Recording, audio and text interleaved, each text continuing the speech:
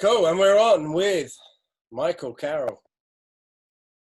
So, man, thanks for having me on. Yeah, no worries. A little bit looking at your picture the other down, like the beard's gone. It is, yeah. We buzzed the beard off a little bit. It's starting to grow. It's starting to grow back. I go through moods. Was it getting too hot down there, or? I mean, it gets warm. Yeah, it's Texas. I mean, it's still in the mid 80s today, in the middle of the day, 80 degrees. Oh yeah, I'll be thinking about that when I'm out on the field tomorrow for 5 hours in like -1. So, but yeah, I nearly didn't recognize you. I just ever since I've watched your stuff and followed you, I'm used to the. Yeah, I've had the beard for a while, and it comes and goes, but it grows back real quick. So in a few months, in like 3 months, I can have it back down to.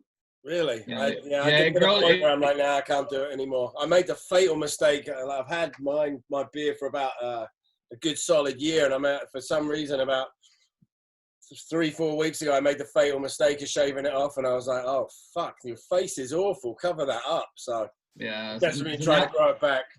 And now I'm working on the Tom Selleck mustache. That's kind of what I'm trying to go for here. I don't know. So my wife has told me to. Whereabouts in Texas? Whereabouts in Texas? Because that's pretty. Houston, more specifically Katy. It's the Houston metro area, but it's Katy, which is west of Houston slightly. I live in Katy, and the club I just joined is in my neighborhood. So after spending 6 years with Total Football Club, which is more in Houston. It's still on the west side of Houston, but more centrally located than where I'm at now. Houston is huge. It's basically the same size as Connecticut. A lot of people don't realize that. The state of Connecticut. If you laid a map of Houston over the state of Connecticut, that's the best way I can think to like the city is that big? The city is that big. If you laid a map of it over like the metro area. Yeah. So it's absolutely huge. So not like a New York where it's really densely packed in. It's very, very sprawling. My games can be. It was funny. I was using my navigation to go to a game last week, and I was on the same freeway for 51 miles, and I was still in the Houston area. So it's pretty big. So when you hear we got a game in Houston, it's like, okay, that could be 5 minutes, that could be an hour. That's true. Yes, it can be a long ways, and depending on traffic, like my mom has a Houston address, and she's still an hour and 10 minutes away from me. So depending on what traffic is like in certain parts of the area, so it's pretty sprawling. I'm sure you've been asked this many times, but how long have you been at this gig? How long have you been coaching soccer? 23 years, 1997. Oh, you should be starting to get half decent at it by now then. I've started to figure one or two things out. I'm still working on some stuff, always trying to improve. All right, so we'll dig into those one or two things. Yeah.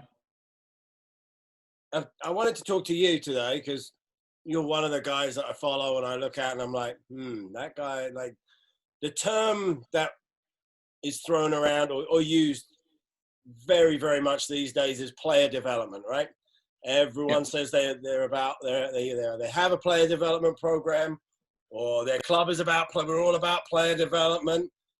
And I've been pondering this myself and sort of asking myself, like, what does that actually look like? Or how would you, if you had to write down what makes a club or a team have a player development program, what are your thoughts on that? Like, what does that, if I said to you, bring your boy to my club, we've got, we're all about player development. What are some of the things that you would expect to see to say, those guys, they're about player development? So I can tell you first off what you don't want to see. Okay. All right. We'll start with that because that's easy. What you don't want to see is a coach standing there on his cell phone or something while your kids just play a little 3v3 or 4v4 with little to no instruction at all, right? Or a coach that sticks a bunch of kids in long lines where they dribble the ball for 5 seconds and then they stand still for 35 to 40 seconds. Those things are not player development. That kid is not getting better. And so the one thing that I tell my players is that I have 90 minutes to make you a better player. I need all 90 minutes of those from you, right? If you want to goof off afterwards or beforehand, that's up to you guys. But during the 90 minutes, I need all 90 minutes from you. I need everything that you have, every bit of focus, every bit of attention that you can give me for those 90 minutes, right? The other thing that you have to do, especially at the grassroots level, and for me, when I talk about grassroots, all right, there's a bunch of different things. It's not just little kids, although that is primarily where I'm located, U6, U7, U8, U9. I also consider the sports organizations.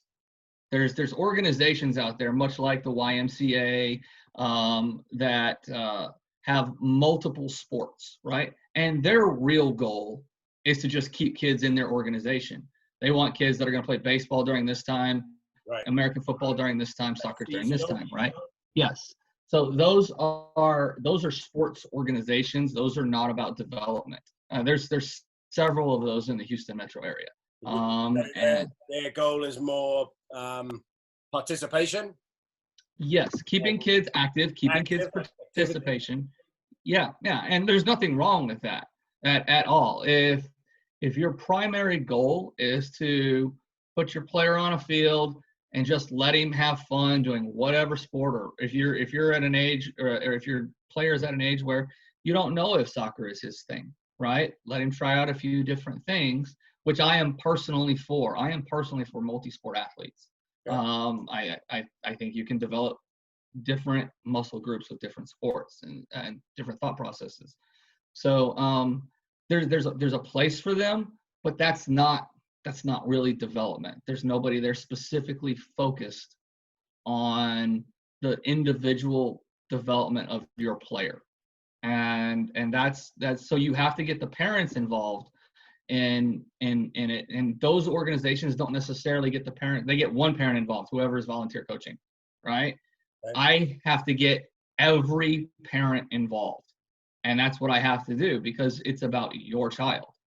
And I remember when I first stepped in to this role a week ago, full time for SG1.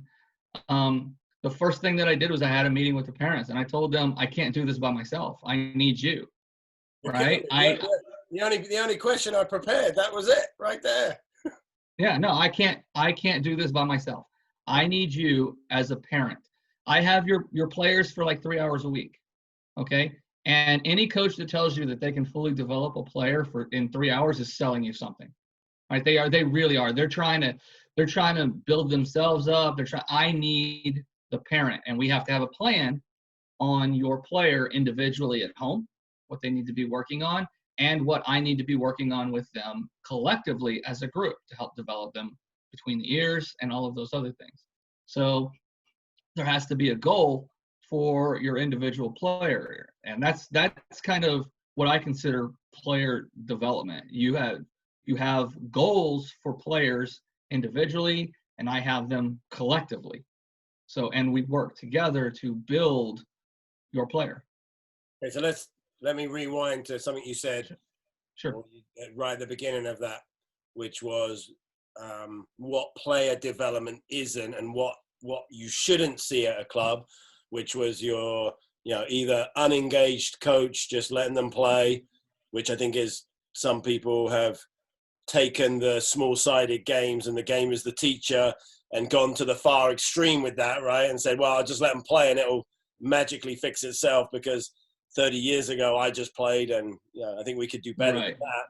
And then also the other typical scenario we see, which is kids standing around, right? Low engagement, not much. Why is that still happening? Or why does that happen? And in your opinion, whose responsibility is to fix that?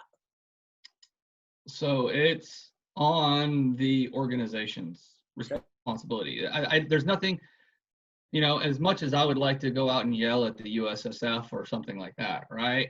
There's nothing that the United States Soccer Federation can do about this. They can set an example, but other than that, there's really, it's not, in the United States, it's not their responsibility to do this. It's easier in other countries. It's easier in, say, England, because England is the size of Texas, right?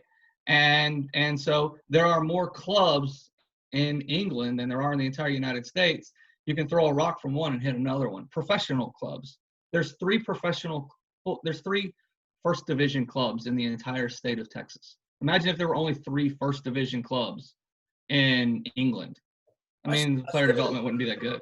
But the more I talk to, well, I haven't been in England for 20 years now, and I was never involved in youth soccer.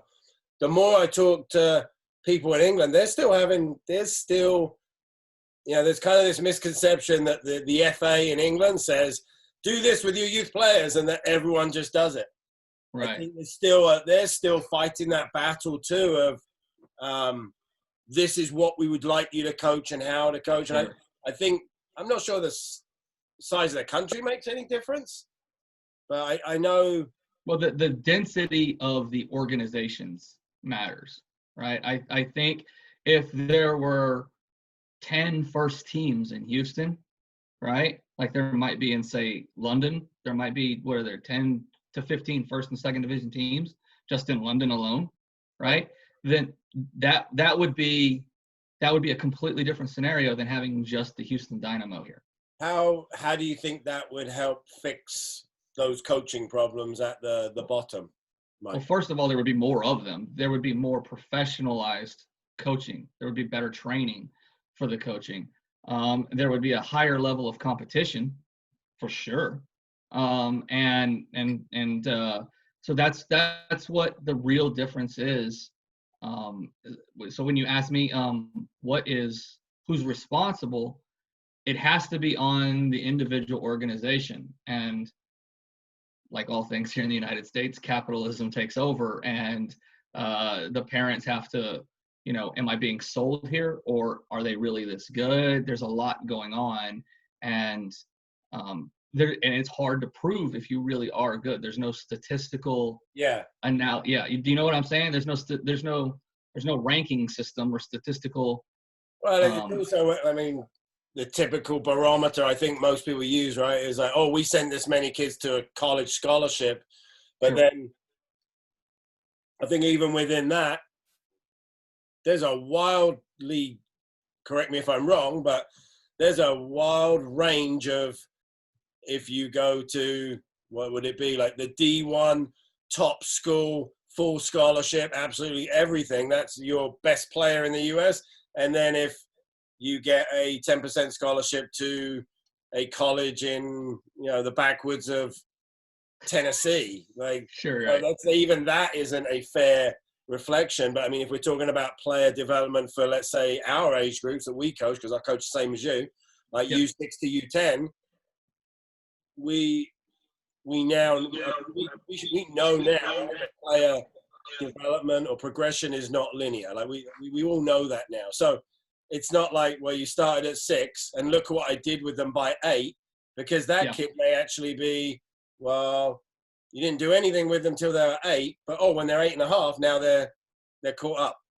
Yeah. It's really, I mean, it's really hard to measure improvement.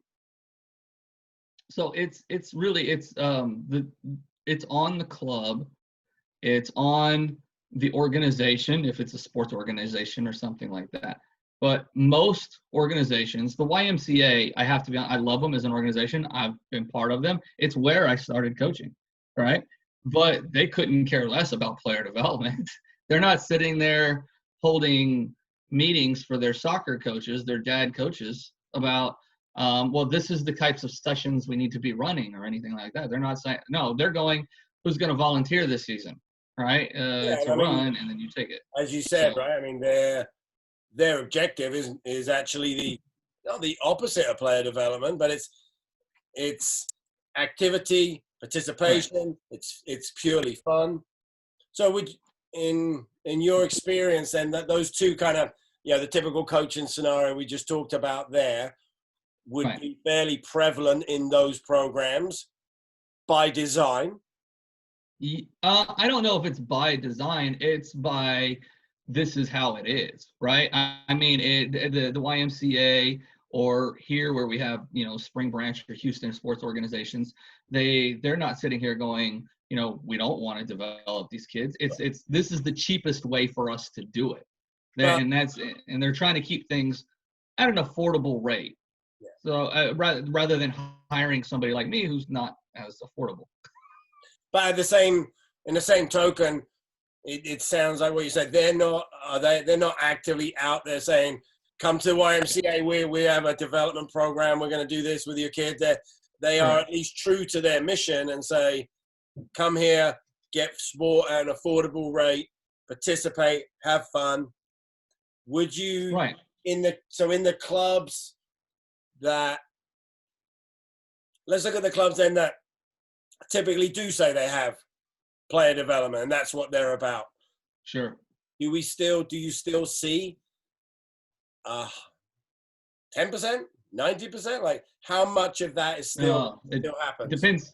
Depends on the club. If you look at the club I just came from, very, very high percentage of those players developed to play at the highest level that we have here, which is the Houston Dynamo Academy, right?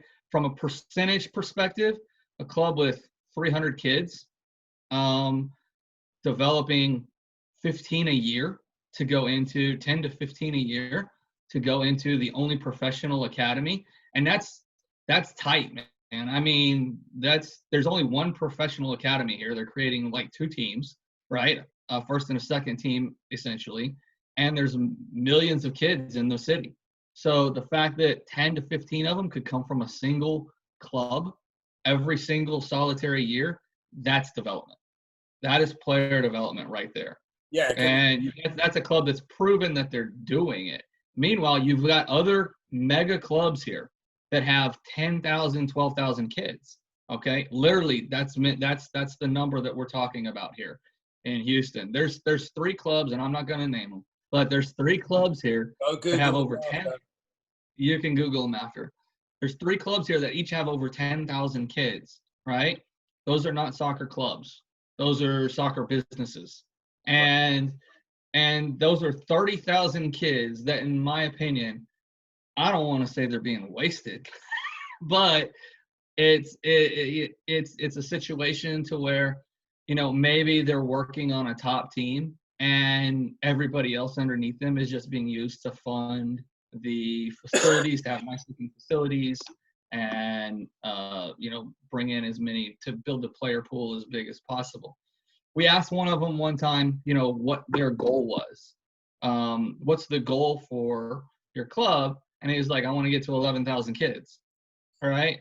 I know. And that was what I giggled too. It had nothing to do with player development. It had nothing to do with maximizing each individual player's nothing to do with soccer.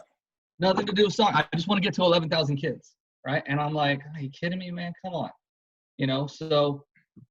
That's a question. Here's another loaded, ambiguous question. But how big's too big? If I made you the owner of a club, when would you get to the point where you're like, this is big enough? Yeah, I don't know if size is the issue as much as it is how do you run that size. If you have 10,000 kids in your club, do you have it broken down to where it runs more like 20 individual little clubs within yours, right? I mean, that would seem more the ideal way to structure it. So maybe you have 300 kids in this part of town and 250 kids up here in the north and 250 kids in the northeast and 300 kids in the southeast, and each one of them is being run like little clubs within the organization of yourself. That's different. And I can see how you could do your best to maximize player development in each one of those little locations, right? As if they were individual little clubs. But that's not how these things are being run. and it's not cheap to run that club that way either, because it takes a lot of land to do that. You got to own a land here, own a land here, own a land here, own a land over here, right? Whereas if you just have one big piece of land and one centrally located space, you can cram a bunch of kids into it. And that's the more effective, more cost-saving way to be able to do it. And so, unfortunately, I think that's how a lot of clubs are being run all over the U.S. I can't verify it because I haven't been to every corner of the U.S., but I've been to a lot of them, and I think that's unfortunately how things look to be getting run. I think that's a good point, right? Is that is a soccer business, yeah. And the more I look at these entities, I find that I think it's going to be very hard for them to really do something special and be into as much as they should be player development, because the business interests are almost always are not aligned with the player interest. No, they almost never align. That's just, but I understand that the club has to stay afloat. I mean, we've had to in the past. Once again, I've only been at this club for a week now, but at my former club, we had to make decisions where, well, the club's got to stay afloat too. I mean, we can't help anybody if we don't exist. So that we have to balance, cost involved, and that is a necessary evil of soccer development. There's a cost to it, and if you don't have a bunch of sponsorships or things like that, then you can run into trouble if your sole revenue source is player fees and dues. Yeah. So you said it was, and I agree 100%, up to the clubs or the organizations to try and fix that problem. What have you seen? What would you do if it was your club to fix that problem? Or have you seen anybody that's really doing a great job of that? Like where you were at before, yes. It doesn't sound like that was probably happening at your club before, was it? No. The club I was at before, Total Football Club, a great club. I have nothing poor to say about them at all. When you step into that club, doesn't matter what age you step into it, if it's 5 years old or if it's 14 years old, right? You're stepping into the culture right then and there. You're stepping into a culture of development. And I liked that about the club. We were always constantly modifying what we were doing, tweaking, trying to improve things, always learning. Coaching education is a big deal, right? So, and I've taken that with me where I've come, right? Did you have volunteer parents there or any volunteer? We did not. No. Okay. We had two different types of coaches, right? We have coaches that are paid full time, such as myself. And then we have coaches that were paid per session, essentially on a per session rate. And so a coach might be paid $40 per session that he ran for the week, or a coach might be on a monthly fee where he's considered full time. And those full time coaches are expected to show up to coaches' training meetings and things like that during the day, where we would have Zoom meetings now, but before the COVID hit, we would all meet in person and talk about, this is what we're doing, this is where these players are, this is who we should be looking at, this is the structure. Club? What's that? Size of the club, roughly? Number of kids? 320, 330 kids. So in North American standards, very small. Yeah, smallest club in the entire U.S. to get the MLS Next program. Yeah, can be done. Whatever that means. Yes, whatever that means. It was it's a very good club, and I wish them nothing but the best. Looking for a new challenge for myself.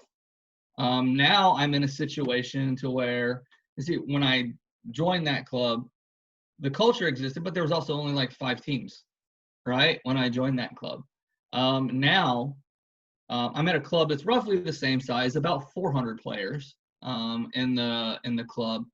But they do things a bit different, and I've been brought in to bring a methodology in for player development and to bring in my culture of player development. So that's what I have to do now.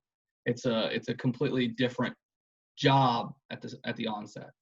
So for clubs that do have volunteer parents,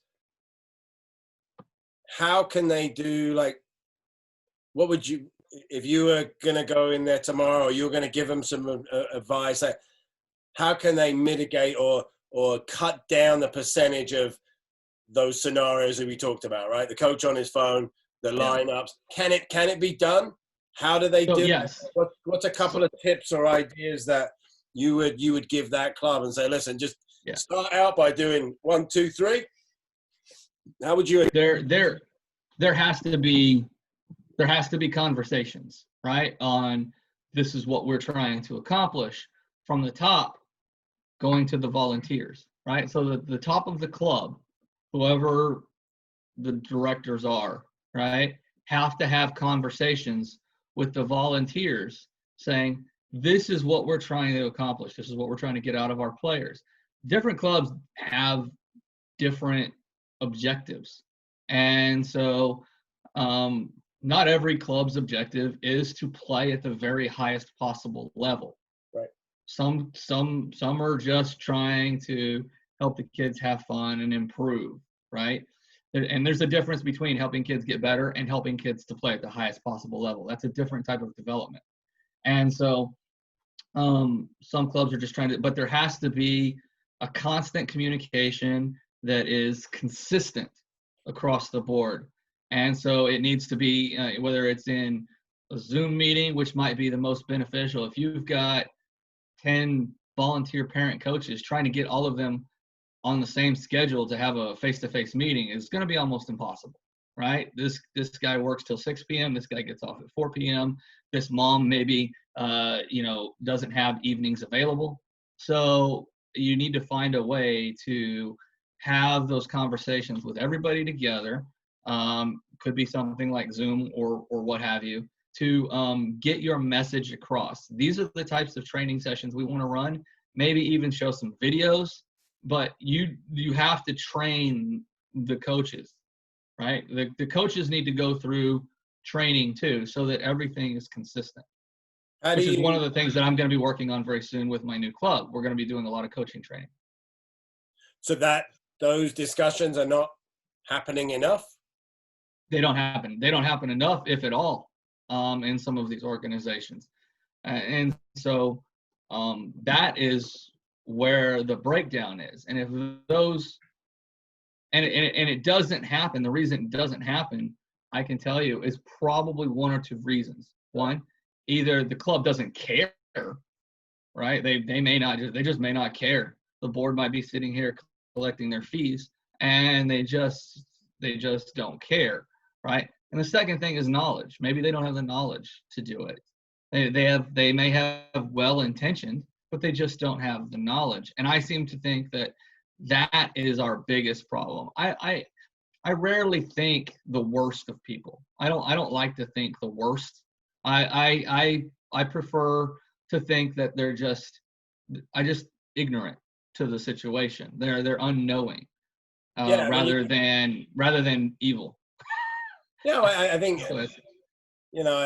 I see a lot of volunteer, whether they're volunteer or not, but new coaches doing those kinds of things, right? And I think I have a better appreciation these days for saying, why is that coach doing that? And it's probably, as you said, they haven't been given any direction, they haven't been given any support, they haven't been trained, and they're just doing whatever they know, like, and that's very they played soccer in middle school in the 1980s, and they're trying to run the same stuff, right? And we've moved on long past that here, and they just they just don't know any better. It's not malintent, in my opinion. It's just knowledge, and they don't know where to look, where to turn, or any of the other things. If the club cares, the club has to help them out. Otherwise, yeah. I mean, that's what a club does. Otherwise, it's like my very first gig with the YMCA. I'd never coached before in my life. I'd never coached before in my life. But in 1997, I volunteered, right, while I was playing for the United States Navy. I volunteered to help at the YMCA, and they didn't give me any education, right? I could have been Joe Parent. They threw 12 5-year-olds at me and said, go have fun. And you're still here. Right? Yeah, and you know, I was 22 years old, and I had no kids, no wife, no, you know, I was a single guy. I had no idea what kids were about. and like I said, I've said it multiple times, that was a rough season. It's like learning how to swim by being thrown off a pier, right? So it's we got to want better for our coaches who are passionate enough or willing enough to help or volunteer, because volunteers aren't getting paid to do it, and so they deserve the help. They need to be compensated either with money or with knowledge. You got to compensate somebody with something, and if you're not gonna pay them to do it, then you need to give them the knowledge they need to do it properly. And that's the breakdown. That's where the breakdown is here, in my opinion. I could be wrong, but I doubt it. And I mean, I agree wholeheartedly, Mike. I think we focus too much on trying to improve the top of the pyramid or the top of the youth game and the coaches at the top. And I look at it, I'm like, you know what? We got some very good coaches in those areas. Like, really, even if we improved it 70%, it really would only be a fraction, right? It would move the needle slightly, because those programs, those kids, those coaches are very good. Like, where the needle can really be moved, you can push it to the other side, is by helping clubs affect more of those people that are doing the stuff we're talking about. Like, you can easily fix that and turn that from, an hour of very little value to a young player, so you can turn that hour into like high value, and you can do it very quickly. So, but I think from what I see, a lot of the people who at the clubs that are in charge of that may not be the right people, and I don't think they actually know what they want for 5 to 10-year-olds. No, and that's another thing we lack in this is leadership. We lack good leadership here, as a general rule, in the United States. We lack good leadership in all of the programs, and you can tell that because when you go to a club's youth system and you look at their grassroots, if you look at their 5, 6, all the way to 10-year-olds, a huge amount of time, a lot of the time, it's Joe college kid running their sessions, right? It's the kid who has little to no experience, and I call a 20-year-old a kid. I'm sorry for all you 20-year-olds out there, right? Trying to make it. I'm in your corner. You feel old, Mike. Yeah, well, I'm 46. I feel old rolling out of bed. I heard something standing still the other day. I have no idea how you do that. But that too many times they take these young kids straight out of college who want to be a coach, and they put them in charge of these 5 and 6 and 7-year-olds, because the club doesn't value 5, 6 and 7-year-olds as much as they value the top of their pyramid, right? They don't value them as much, because some are going to drop out and some are going to go this way, and some are going to leave to go play baseball, right? Or what have you. And if you cared about that, if you realized that those players are the foundation of your club, those players are what you're going to build everything on top of for years and years and years to come, you want somebody very good there. You want somebody who understands how to develop them. And it's the same as when people ask me, 23 years and your licenses and all that, why are you still coaching 6-year-olds? And I go, because it's where it's where the greatest need is, right? I mean, it's the best way for me to help out in my city, state, country as far as player development goes. We need good, experienced coaches there. I think that's another thing we hear a lot of, right? Which is, oh, well, you know, we need our best coaches with the younger age groups because of all the things you've just said. And it sounds good. It makes complete sense, but I don't see many people doing it. I have not gone to many clubs and seen really, you know, their best or very good coaches with those age groups, because I think, as you said, we haven't gotten over that.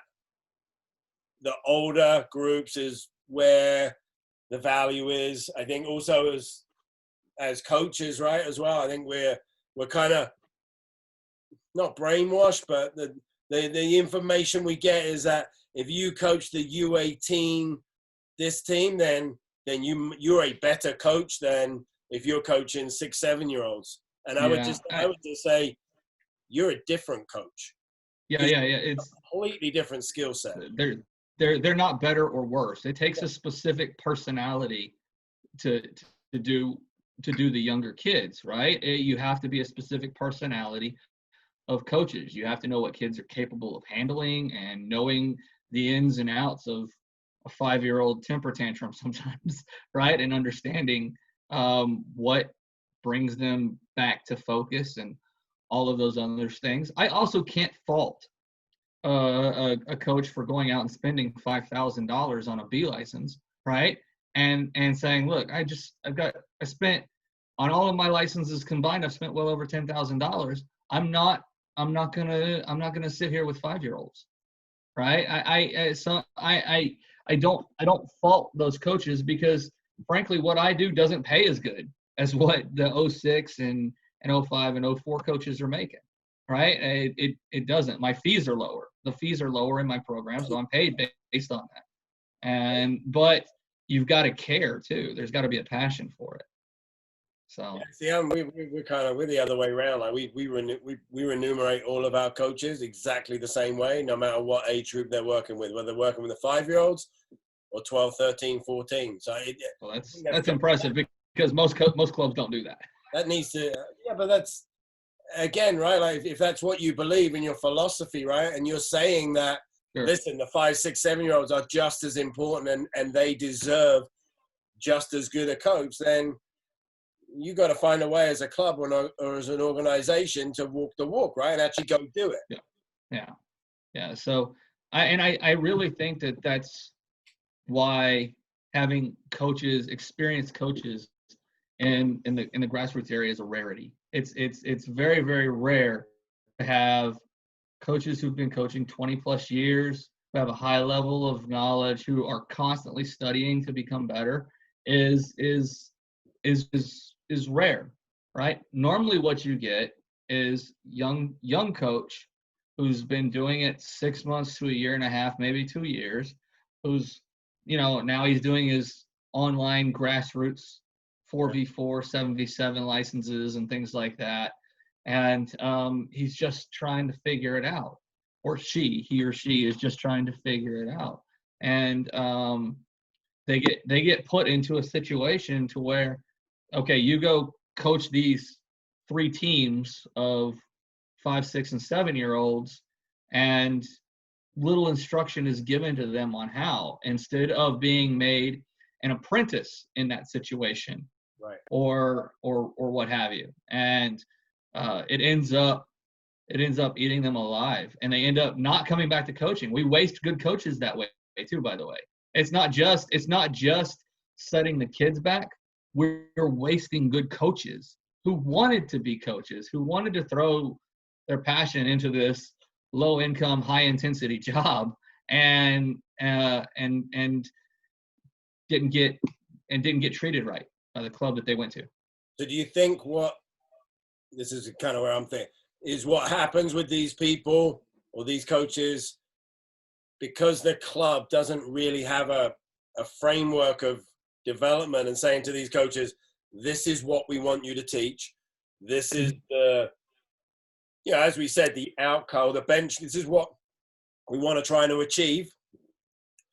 That it ends up defaulting to how well the team does, winning, and then if you win, great, you continue.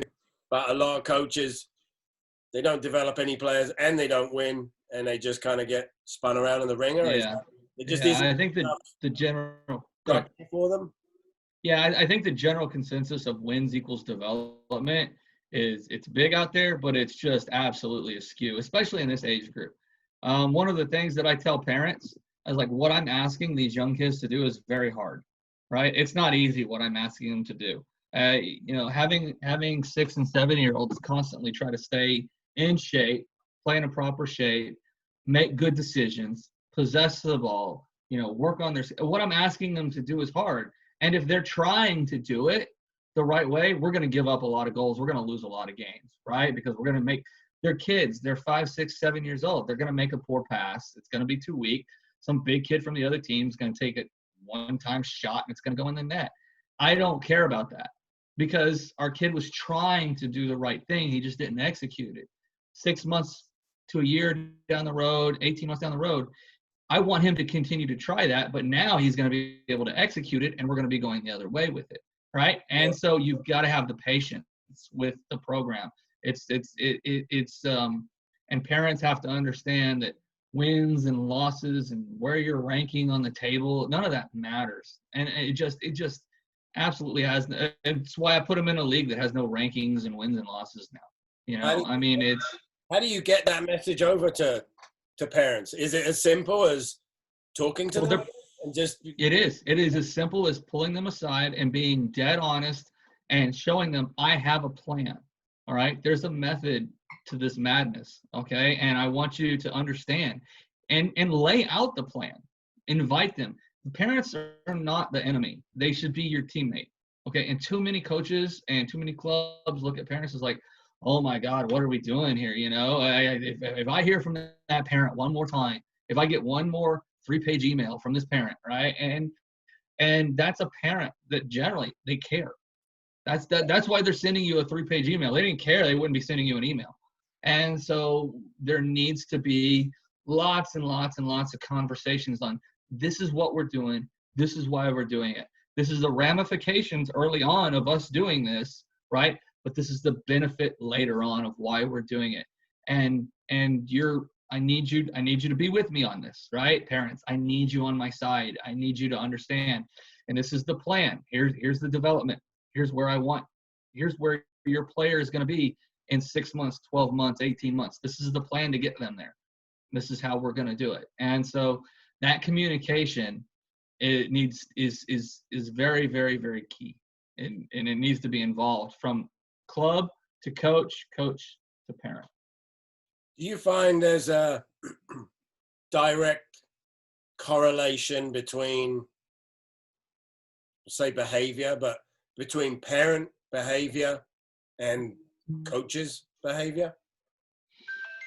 So typically, I mean, if you have parents that are shouting a ton of shit on the sideline, that is maybe not quite relevant, or like, do you think that I find the coach sometimes? I find a parallel between parent behavior and level that you're playing at, right? If you're at a highly intense level, right? If you are at the highest possible level of everything, and I've been there for several years now, the parents are going to be intense because their goal as the highest level, right, is to go as far as they can go in the game.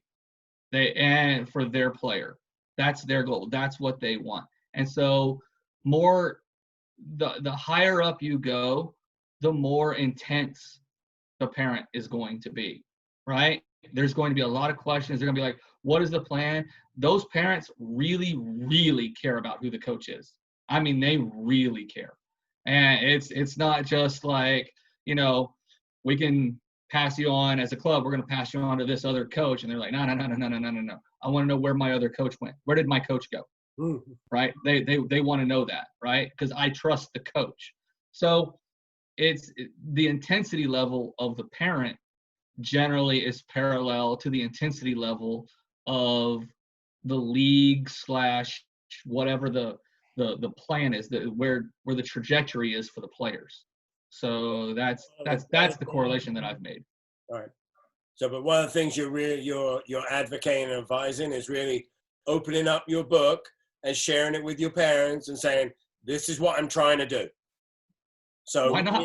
In that game scenario you just gave, right, where the kid gives up the ball and the other team's like, you are more concerned about the decision than the outcome. Yeah, and how I react during that situation is crucial. Okay, how I react if I'm never across the middle, which is a terrible answer, right? Never across, because sometimes across the middle is the right play. Okay, so if I'm screaming at a kid, you're yelling at a kid, what are you doing? You know, never cross. No, I need to be the first one to go, hey, great idea. I liked what you were trying there. It was a great idea. We'll get it worked out down the road. You'll execute that down the road. Do it again. It's your idea. Yeah, in the game, I'll tell the kid, that idea was fantastic. I don't care that we gave up a goal, right? The idea, what you were trying to do, is fantastic. We'll have the technical abilities to execute it more down the road. And I suppose our job then is, in your mind as well, is to get the parent in the same mindset and on board with us to help us with that, so that when the kid leaves and gets in the car, they don't say, oh, what are you doing? You let that kid, you messed that up. Yeah. We want them to be the same thought as us. And I think that's hard, right? It's really hard is getting – I kind of said this to a parent once, which was, if you think it's hard watching your kid make mistakes, I said, you should feel for me, because I feel for all 9 of them or 7 of them. Like So I can always tell when a kid is going to have a rough ride home, right? I always know the kids that have rough rides home, because as soon as they make a mistake on the field, the first thing they do, they look right at the parent, right? They look right at the parent. And I know that kid, after every practice, after every game, is scared. He's going to have a rough ride home, and that there's a possibility that he's going to be dropping out, whether it be in the next 12 months to 18 months or whatever, but that young man or young woman is going to drop out. Right. And so one of the things that I talk about with my parents when they first join the development program, this is before we go to high level, club level, right? When they first join our development program, which is non-competitive. I don't want to use the word rec because there's development involved here and stuff. Right? It is non-competitive. We have a training session each week, and then we have what I call a game model training. There's no referees or scores kept, but it's like a game that they play every weekend. And so what I tell them when they first join that program is, by the time your player and you are in the car and they get to the edge of the parking lot, I want them to forget that they've played a game or that they've had a practice. Don't worry about it. Let me deal with what's going on the field, right? When they come up to you and they go, Mom, Dad, how'd I do? Your job is to go, son, daughter, I just love watching you play. Right? That's it. I just absolutely love watching you play. What do you want for lunch? How about go get some ice cream? You want to get some ice cream? Yeah, let's go do that. And by the time they hit the street, right, I want them to forget that they have played a game. All you need to do is be parent. That's all you have to be. Dad, be mom. Okay, I don't need you to try to coach. That's what you're paying me for. Okay, and to give you ideas on what to do at home. And so I even instruct them on how to get their kids to do it at home. I have a 6-year-old daughter. When my daughter comes off of the field and she goes, Daddy, how did I do? I go, it was beautiful. I love watching you play. How did your coach say you did? Right? Because for me, and I'm a coach of 23 years. And if I can sit there on the sideline and be quiet and watch my 6-year-old, just make poor passes and turn the ball over and kick the ball out of bounds and stuff, if I can sit there, watch them try to do the right thing and making mistakes and not say a word about it, right? You can do that too, Mr. and Mrs. Smith, I think we can definitely make our jobs easier by involving by involving the parents. I know I kind of, when I first began, I kind of had a very standoff relationship. It wasn't any animosity, but it was kind of like, I'm doing this over here and just leave me be. And now I've come to, as I've gotten a little bit older, well, a lot older, and slightly wiser, I've found that the more I tell them what we're doing, why, what we're trying to do, my job has just become so much easier. Just simply because now, you know, that they kind of understand the mistakes we make on the field and why. And just that knowledge of them knowing, I think for most parents, right, they just don't know what you're working on. So no, and there's no excuse for that either. There's the number of communication methods that we have now is just through the roof. So there's no excuse. Like the current club I'm with, we use a team app, right? And I texted on Friday with my first week with the team. I sent it to them. I sent it to everybody. I was like, here's what we worked on this week. I thought they did a great job. It was the first time that they've ever tried to do what I threw at them. And I thought they took it on like champs. You all should be very proud of your kids. We're going to continue this methodology. We're going to continue to train in this way. And this is the way it's going to go. And this is what's going to happen. And I put that all in. It doesn't take, it's to save me frustration, the amount of frustration that message is going to save me for months down the road, right? It's so worth it. I mean, just attack it before it happens. And probably, would you agree that it's probably better for us to give our parents too much and have someone come to us and say, stop sending me all this shit? Like, I mean, I don't think you'll ever have a parent. I've never once had a parent say I over communicate. Right. Not once, right? I've never had. I've heard hundreds of parents talk about coaches under communicating or not knowing what's going on or not knowing what the plan is. I've never had anybody complain about over communication about the development of their player. So I don't think we're in any danger of that. I got I'm jumping around here, but as we're talking, I'm writing different questions down, and sure. Here's something like that I mean, we've kind of had a couple of direct messages about this, and I've had other conversations, and this is something I've been thinking about a lot. So you're one of those guys that post shit on Twitter, right? Of your kids training sessions, and I 100% being honest here, I get very jealous. I'm just like, fuck. I'm like, look at that guy's 6'5", 6-year-olds, and I'm sure many others do, right? We play this comparison game, and I look at. I get a lot of private messages.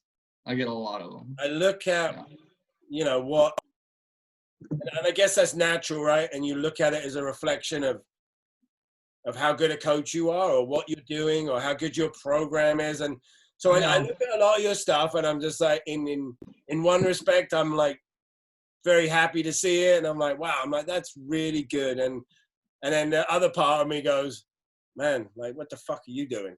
Like, your kids don't look anything like that. So could you maybe start to explain a little bit more about how that happened, right? Like, because from the first time I saw it, I'm like, wow, he's a great coach. His program must be 10 times better than me. And then I started sitting back and thinking, well, you know what? There's a lot of things that I don't know here. Does he train them 7 days a week for 6 hours? Are they all from soccer first families? Like, did he have a program or something before this? And now I feel a little bit better about myself because I don't think it's like for like. So could you maybe lay out and share with us what happens? Yeah, how do they get there? First of all, the reason that I like to post these is more because I think the biggest thing that the kids have to overcome, right, is the adults in their lives. I honestly think that the biggest obstacle of any kid is generally the perception of that kid from the adult in their life, right? Of what the adult has preconceived notions about what a kid at a certain age is capable of doing, Cool, what they should be doing. You're answering another one of my questions here. That's good. Sorry. What can kids do? Yeah, and so I'm into that. And I guess the two are related then. Yeah. And so and I'm putting this out there to show that kids are capable of so much more. I'm not receiving special kids from all over the city who are super duper soccer first families or anything like that. So, yeah. So the typical like response to that will be looking at that, right? Will be, oh yeah, but you know what, Mike's kid, that's the elite, that's the best, that's the best 10, 5 or 6 year olds in Houston. So you're saying that's not the case. That's not the case at all. That's not the case at all. Some of those kids that you see, right, were born with 2 left feet and they're right-footed. All right, they have the dexterity and the coordination of a baby giraffe when they're not on the field. Okay, so there's I don't want to say that there's nothing special because I love them all. They're all like my own kids, right? But from an athleticism standpoint or from a knowledge standpoint or from a culture standpoint, they're not any different than any. I've been to a lot of clubs. I've worked with the, Partners in Development, Houston Dynamo Academy, and there's like 8 clubs involved in that, right? And there are much more quote unquote talented kids at other clubs. It's just the culture of the club and the amount of effort that a coach is willing to put in to the kids. Nothing I do is a secret. There's nothing I do that is some magic sauce. And I'm not the only one. I got all of my ideas and my training sessions from somewhere else. I didn't create anything. All I put together was the order that it gets done in. And so, from doing technical stuff to flowing into Tovo and the order and the progressions that need so that the kids can understand it, I organized that, but I didn't create any of the sessions that I'm using. As far as, everything I do is borrowed from somewhere else, whether it be Southampton, Ajax, Tovo, Corver, it's all from somewhere else. So would you, that's a good point, right? There is no secret session, but would you be kind enough to maybe share with us? So, sure.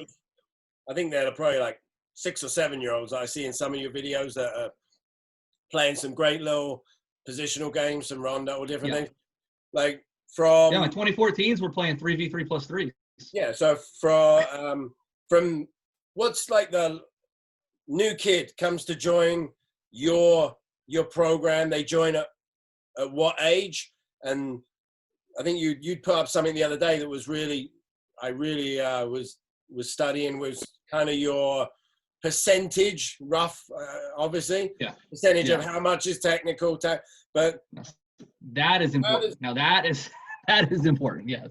How does that kid, what's their kind of journey through your club from?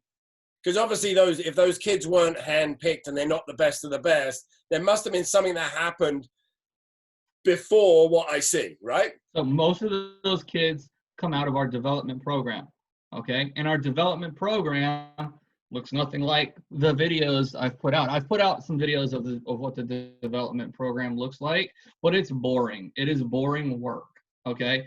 It is ball mastery for like 45 minutes. Different moves, different dribbling manipulations, different technical moves, all right? Properly passing and receiving a ball. 5-year-olds learning how to open up their body and receive with the inside of their foot and pass inside of their foot. Back and forth, because repetition matters, right? It's unopposed because you can't put 5-year-olds under pressure. You shouldn't, at least, right? Not yet. And then there's the game. They play a game on 1 day a week, and where the coaches are in the middle of the field. We play them at 4v4 in a diamond, and the coach basically sits where the central midfielder would sit. The left midfielder to my left, right midfielder to my right, forward in front of me, defender behind me. And I move them up with me. I bring them back with me. I move them to the left with me. I move them to the right with me. They stay with me. I'm like, okay, everybody, we move here. We're staying in shape. All right, we've lost the ball. Now we make a smaller shape. We've won the ball. We make a bigger shape, right? And they move with me. And so it's a lot of effort is what it is. There's a lot of effort. There's a lot of technical work going on before they come into the program that it could be as much as 2 years for some kids in that program before we decide they're ready to come be in a more competitive environment or a more high pressured environment. So that's how that consists of, Michael.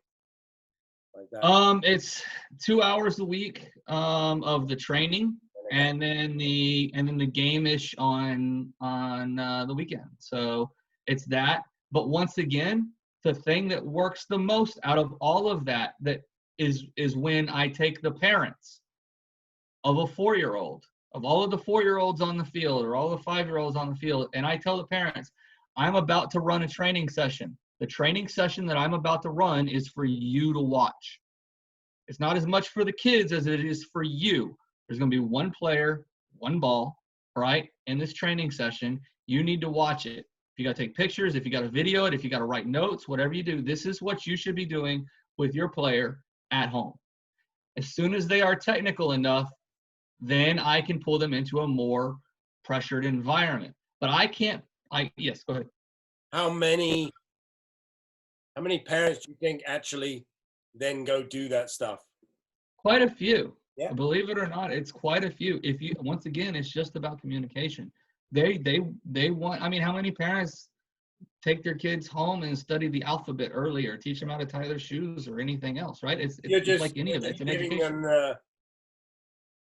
It's not mandated, obviously, you can't do that, but you're really giving them the tool and saying, it's almost like you said again, right? It's this partnership. If you want your kid to get into that program and be in my Rondo video, whatever, my video, then you can help get them there quicker by being my partner in this and doing this for half an hour when I'm not with your player.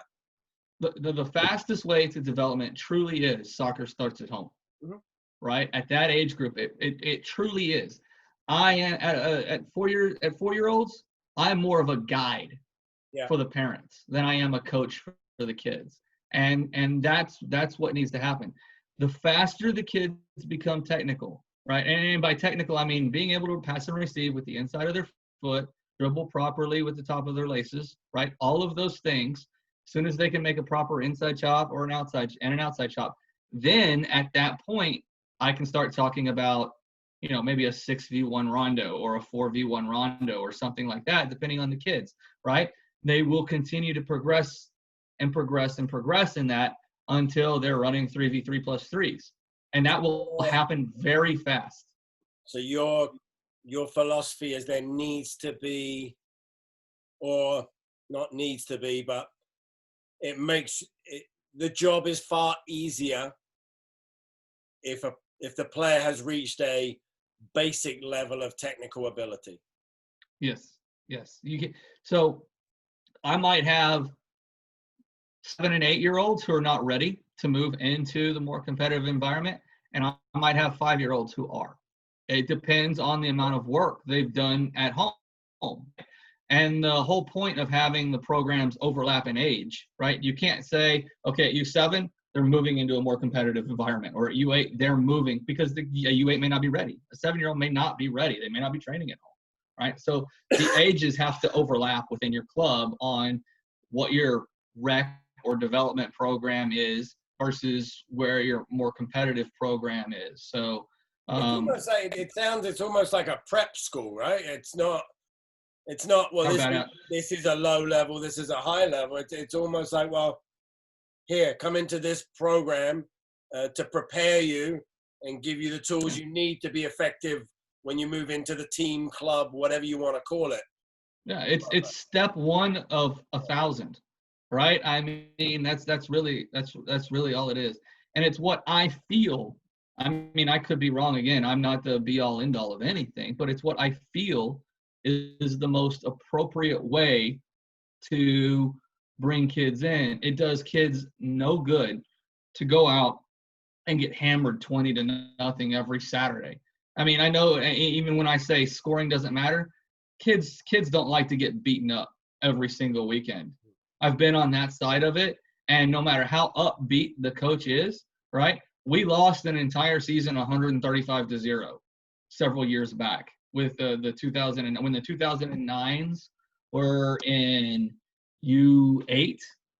So I'd have to do the math on how many years ago that was. But yeah, there you go. See, I had a very, very low level group, and the club was like, let's put them in something competitive.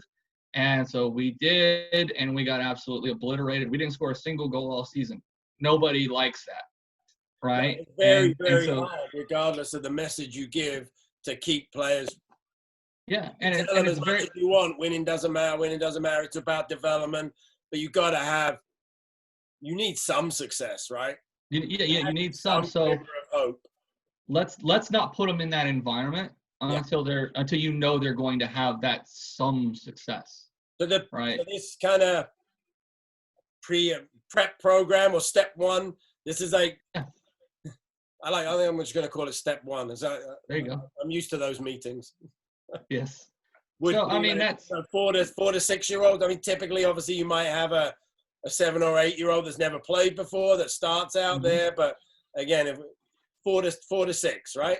And depending on how quickly they can get to some technical proficiency, then they can move into, I don't like these labels. It's not, but a program where maybe the activities are more complex. Intensity level is raised, right? The good news is that if you're just joining at 8 or 9, right, it's not hopeless. A lot of parents are like, oh my God, I didn't know I was 3 years behind. I didn't know my 7-year-old was 3 years behind. Holy smokes. And I'm like, no.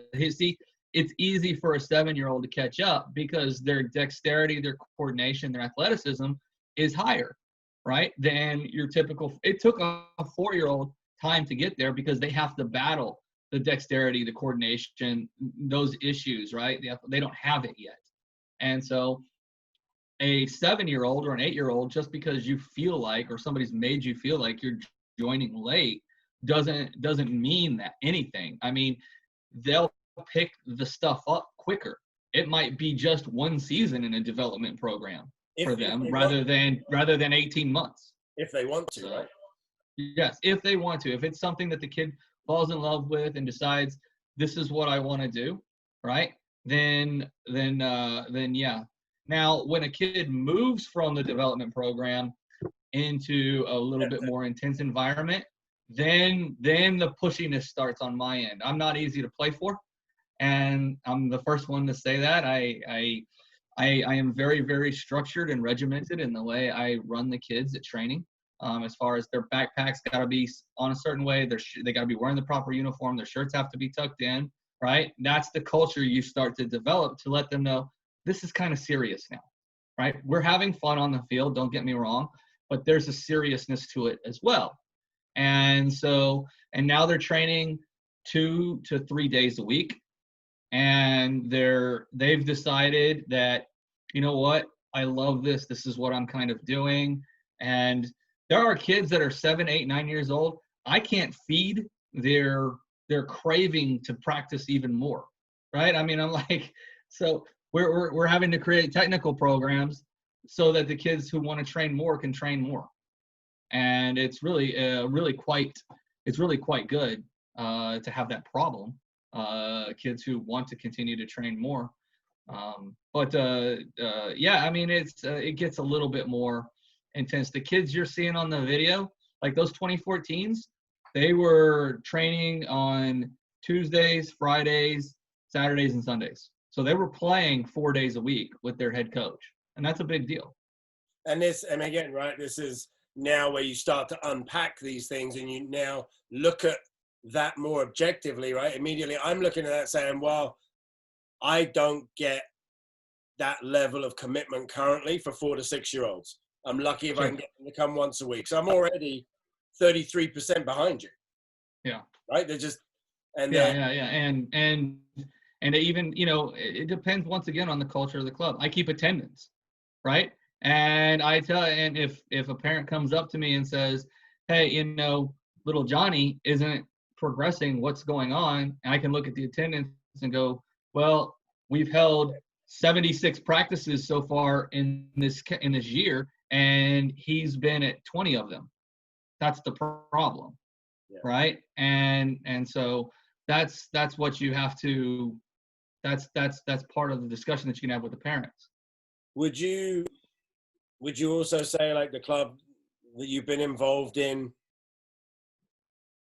it seems like you have to do some work, or you have to be at a fairly certain technical level to be in step 2, let's call it. And do you get those kids that just aren't, I guess, that aren't that serious about it?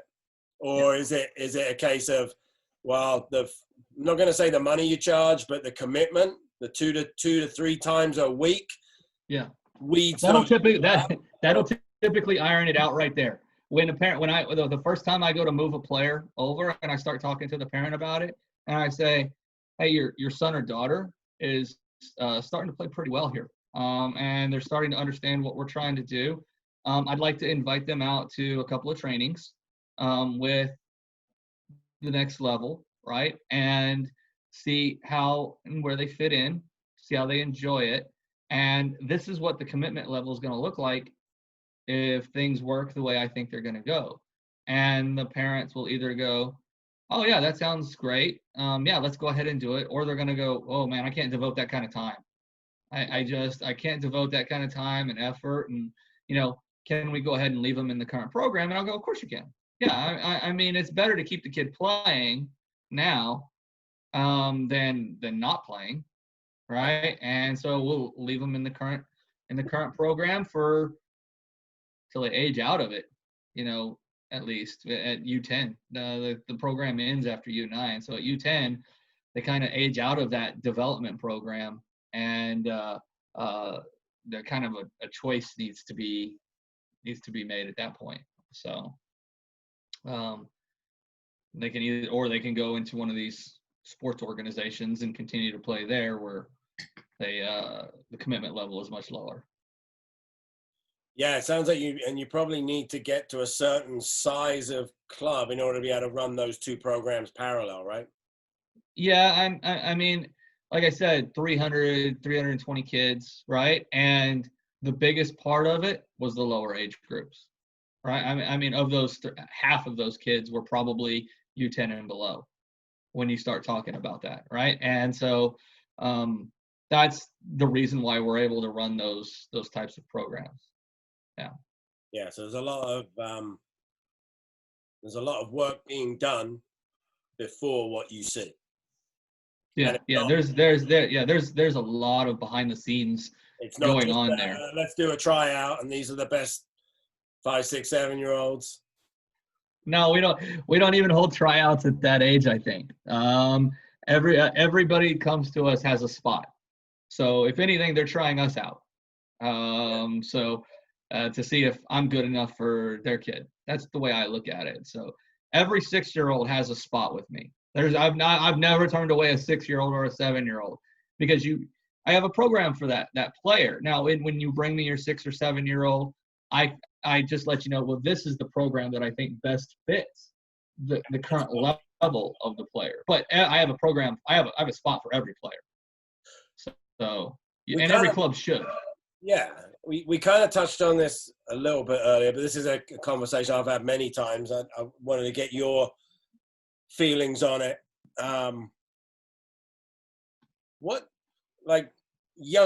When we talk about young players in 5, 6, 7, do you feel that on the whole we don't give them enough the credit, but that then most of us have a feeling that they're limited in what they can do?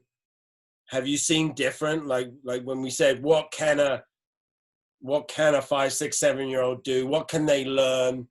So, when I watch some of your your little games and stuff, and you're like, they're staying in. You can see like there's a shape there. There's lots of decisions going on. There's good thoughts going on. And a lot of people would just say, well, yeah, but that's the cream of the crop. That's the elite. Like, my kids aren't.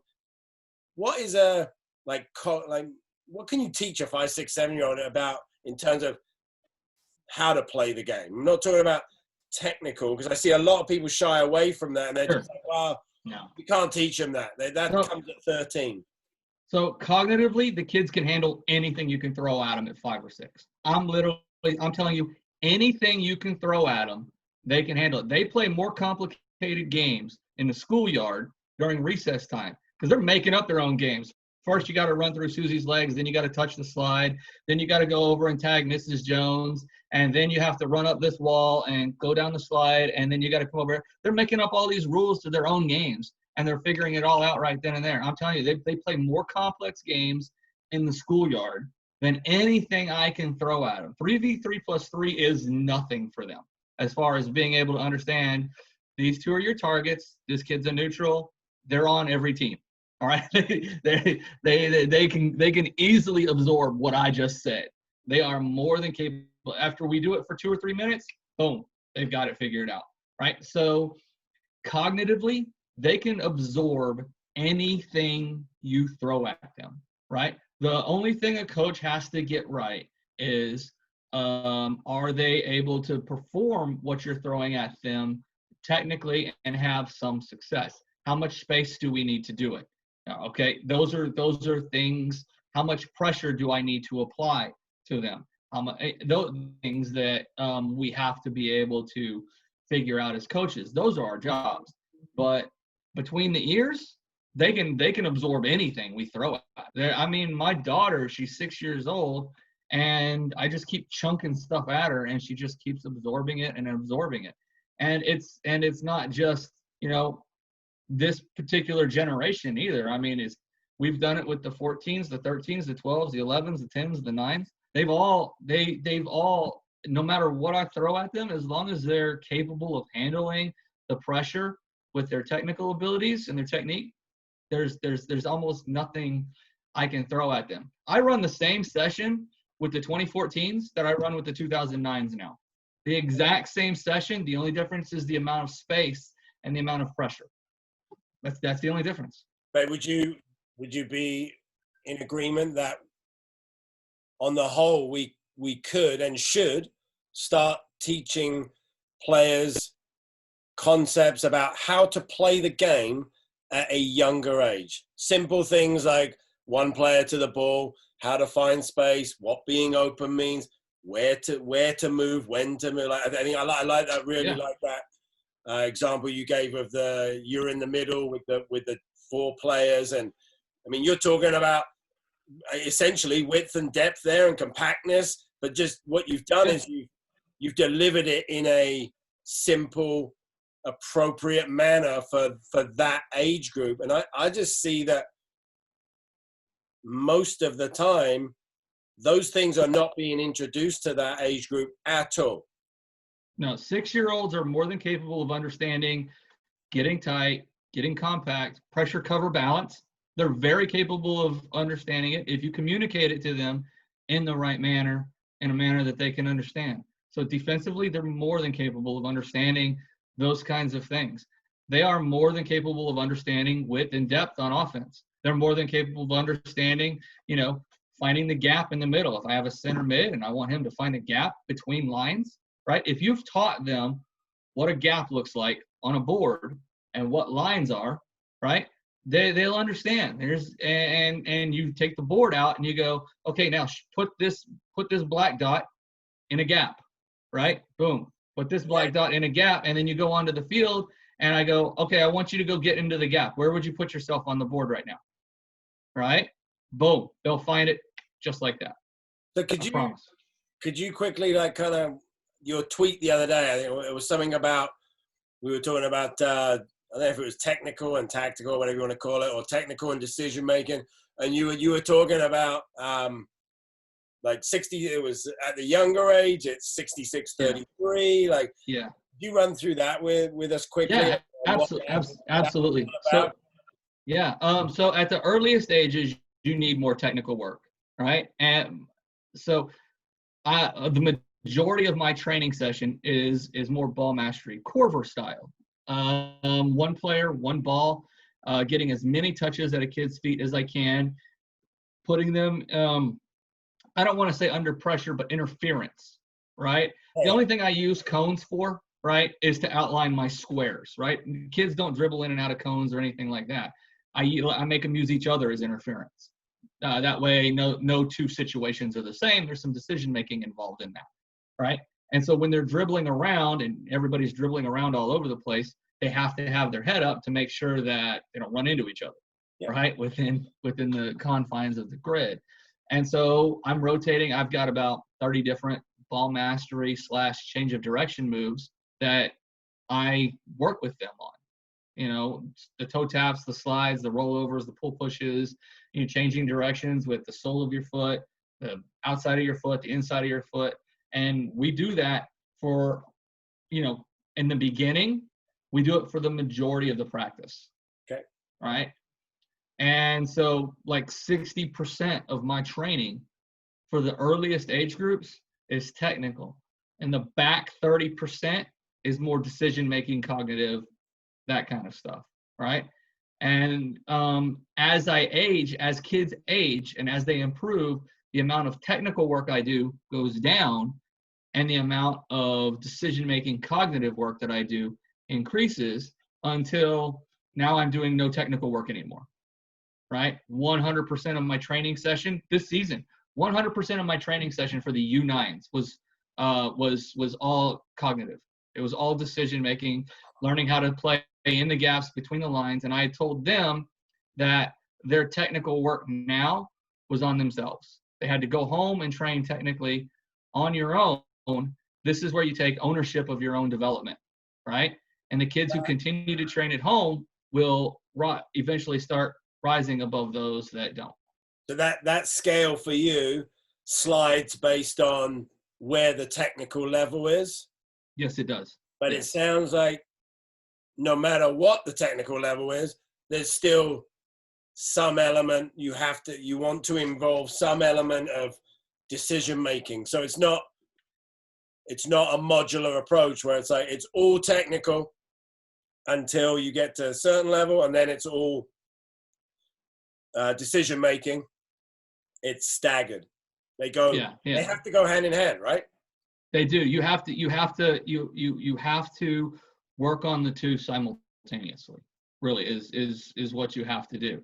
You can't be all technical and no decision making when you start out, because then it'll take them longer, right? There has to be a certain element, and the parents are paying me to make them smarter soccer players too. So I have to have that in there, help them understand the game and you know what we're trying to accomplish. We're doing this so that you can do this. Yeah. Right? That's the way it works.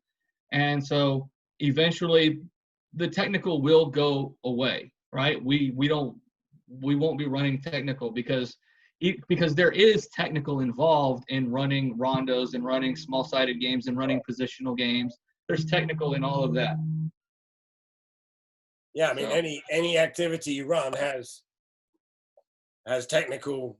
Right. You can't run the activity without technical components. So, no, it's interesting because I look at a lot of different schools of thought, right? And I personally as well, I don't believe in this modular approach. Even with technical, I see a lot of materials and beginner kids, you can only teach them to dribble. Don't do passing with a 5, 6, 7-year-old. Just dribbling. It's all dribbling, and then teach passing later. And even within just that technical, like let's say the 60% of technical, I think you gotta find that mix of some part of everything. And yes, dribbling may be easier. Dribbling may be more fun, but I don't know. I feel like you can make it cognitive. You can make it cognitive, and you can force them to make decisions on where they're going to go with the ball, find the space while I'm dribbling. All of these things, you can throw that at them. They can absorb it. Yeah. But even within your technical portion, what's your feeling on, like my personal feeling is, if I'm doing technical work with young players, it's not going to be all dribbling. And then when you're a good dribbler, then we'll move to passing. And then when you're good at that, we'll move to shooting. And to me, it's got to be a blend. Like what the blend is changes, but yeah, it's almost better. I want to try and do something where it's interleaved, right? So you do some dribbling, some change of direction, some control, and some passing. Like, no, and that's true. And kids are not too young to absorb everything. And once again, it comes back to the kid's biggest obstacle is generally the adults in their lives. That's what it comes down to saying that, the coach says that this is what I should be doing because I'm not ready to handle this. I keep pushing the kids until they look at me like I've got 3 heads. And then when they look at me and then I go, okay, now I've pushed them too far. Let's rewind just a little bit, solve it. Then when the light bulbs go on over their heads again, then we keep going. Do you think a lot of adults and coaches, we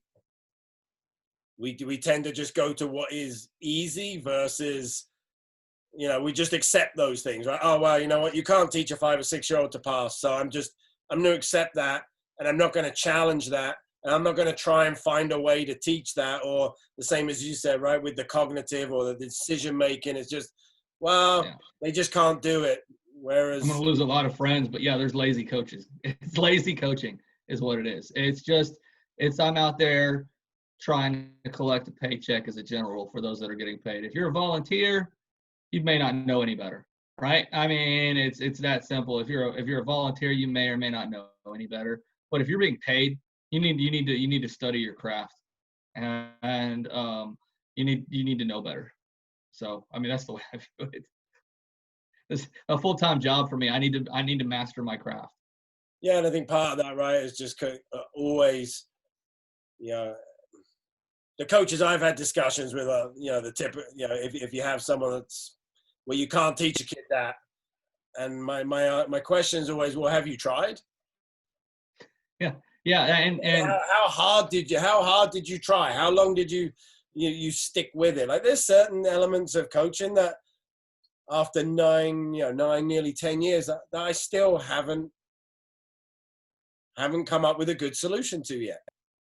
Yeah, and well, I mean, that's the one thing that I never said was, I can't do this. I've always said, how do I get this to happen?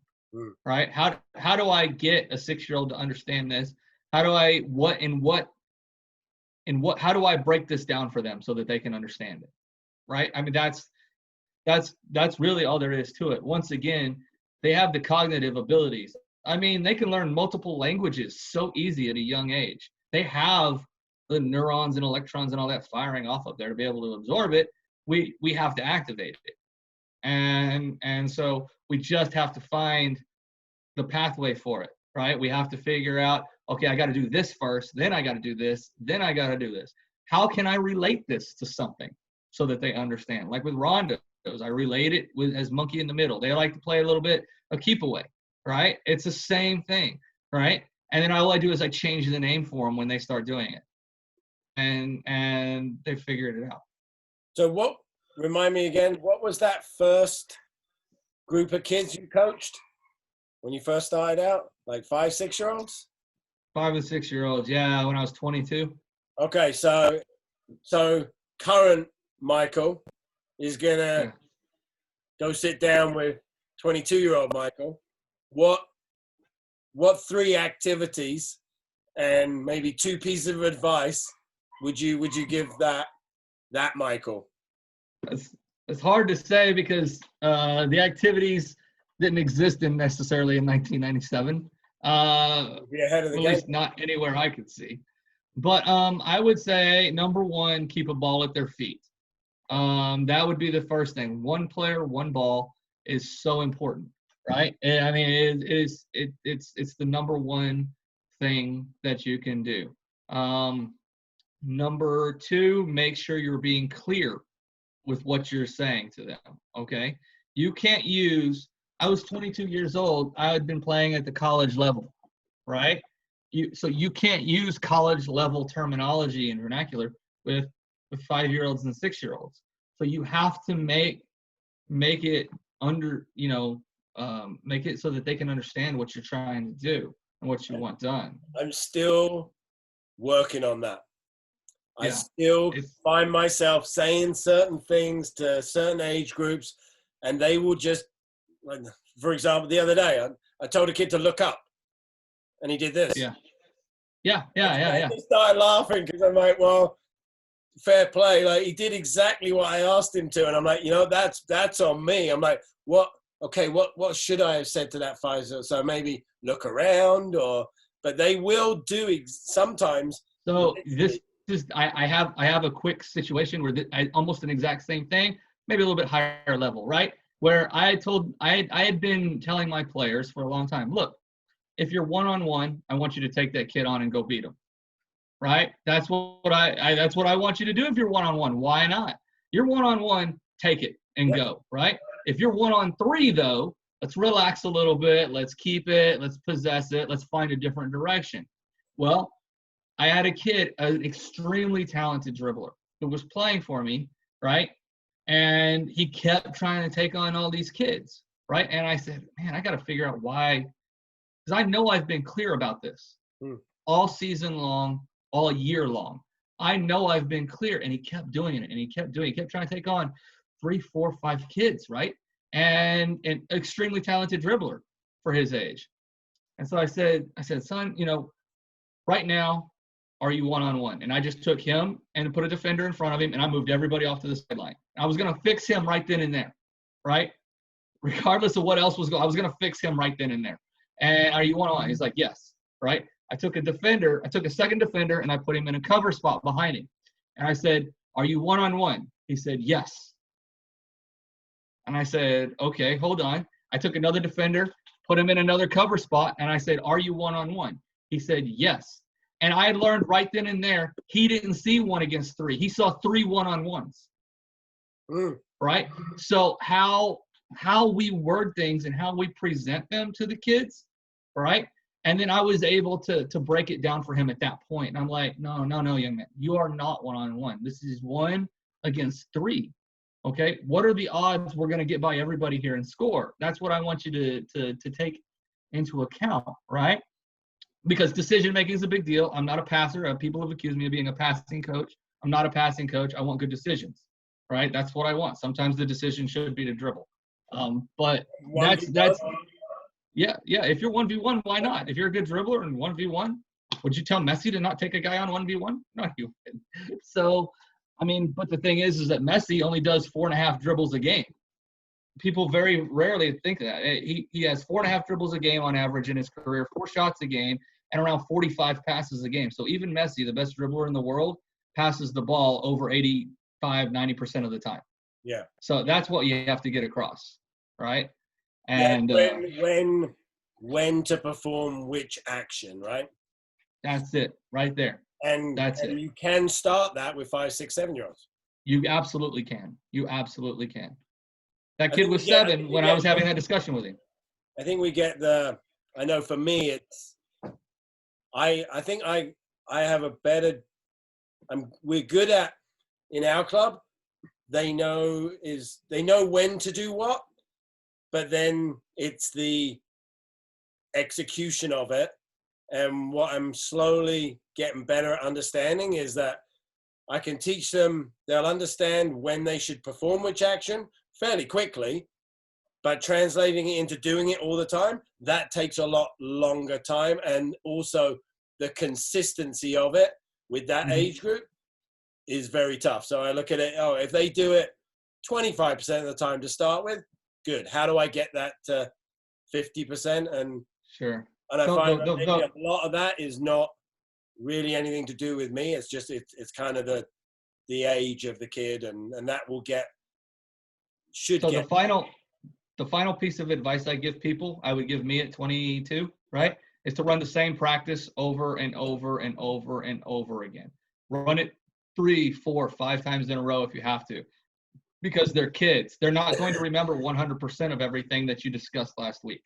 So you can't run one thing one week and then come out and run something different week 2 and expect in week 3 they're going to remember everything you discussed in week 1. You're killing all these, you're killing these websites with 1,000 drills. Yeah, I know. You know, if we run 90 sessions a year with my 7-year-olds, that's probably pretty close to what we run in a calendar year. Yep. Right? If you figure we train 45 weeks a year, 2 sessions a week. If we run 90 sessions a year, I've probably only run 8 or 9 different sessions. Everything else has been on repeat. I'll run those same 8 trainings, boom, boom, back to back weeks. And I only have a library of about 10 different ones that I run for U6 and U7s. Yeah, for our entire, like, I'm on the same school of thought there as well, for a couple of reasons. I mean, like you said, right, number one, if you're a new coach, or even if you're an experienced coach, I find it takes a long time, but you need to run an activity many times before you start to get good at coaching that activity. Before you can just make adjustments, variations, before you start to understand how the activity works, what's going to happen in it. And I think the other thing is for the younger kids is it's more beneficial if they do the same activity many times so that they can get good at it too. Yeah. They want to be good at I mean, every activity should be some kind of game, right? Or some kind of, if they only do it once, chances of them being any good at it the first time are very low. Very low. I like to I like to give them a lot of opportunity to play that same activity so they can get more enjoyment out of it. Yeah. And I also recommend that you have activities that are flexible, that you can change. You can run the same activity, but just change the focus on the activity. So maybe if you're running a positional game, say a 3v3+3, because you have 9 kids in a training, right? 1 week you can, for 2 weeks you can work on just body shape, right? Receiving the ball across your body, first touch into open space, those kinds of things. Next week, you can run the exact same sessions, or the next couple of weeks, but maybe you're working on playing in the gaps. And the next couple of weeks, maybe you're working on playing with your head up and looking in space. So you can run the same activity and just change the focus of the activity, change your keywords, whatever you want to call them. Yeah, I think that's and I definitely something that I would go back and tell myself is the same thing, is find, and it only took me 9 years, but now I'm the similar, right? I've got it down now that we have 40 activities that we use for 5 to 12-year-olds. And those 40 activities make up sessions, but that's it. There's 40 activities. Now there's a lot of variable things we can change within an activity. The focus may change, but that's it now. And I've kind of got to that point the same as you are, where also having to train new coaches, that's the next element, is I got to try and, get everyone on the same page. So what's the easiest way for me to do that? One of the easiest ways is to narrow that focus and just be like, here, this is the library. That's it. You've got to get good at these 40 activities. And back in the day, there'd be a new session every week with 5 new activities. And I always wondered why, right? Like, oh my God, why did they not get that this way? Why did it take me so long to explain that activity? And, it didn't work. So I instead of doing it again and getting better at it, I would just throw it out and, okay, I need a new one. Right. Yeah. No, it's, I think we overcomplicate a lot of things. We overcomplicate things and we underestimate the kids. And so if we stop doing those 2 things, I mean, you'll find your coaching life not only is simpler, but your kids are improving at a faster rate.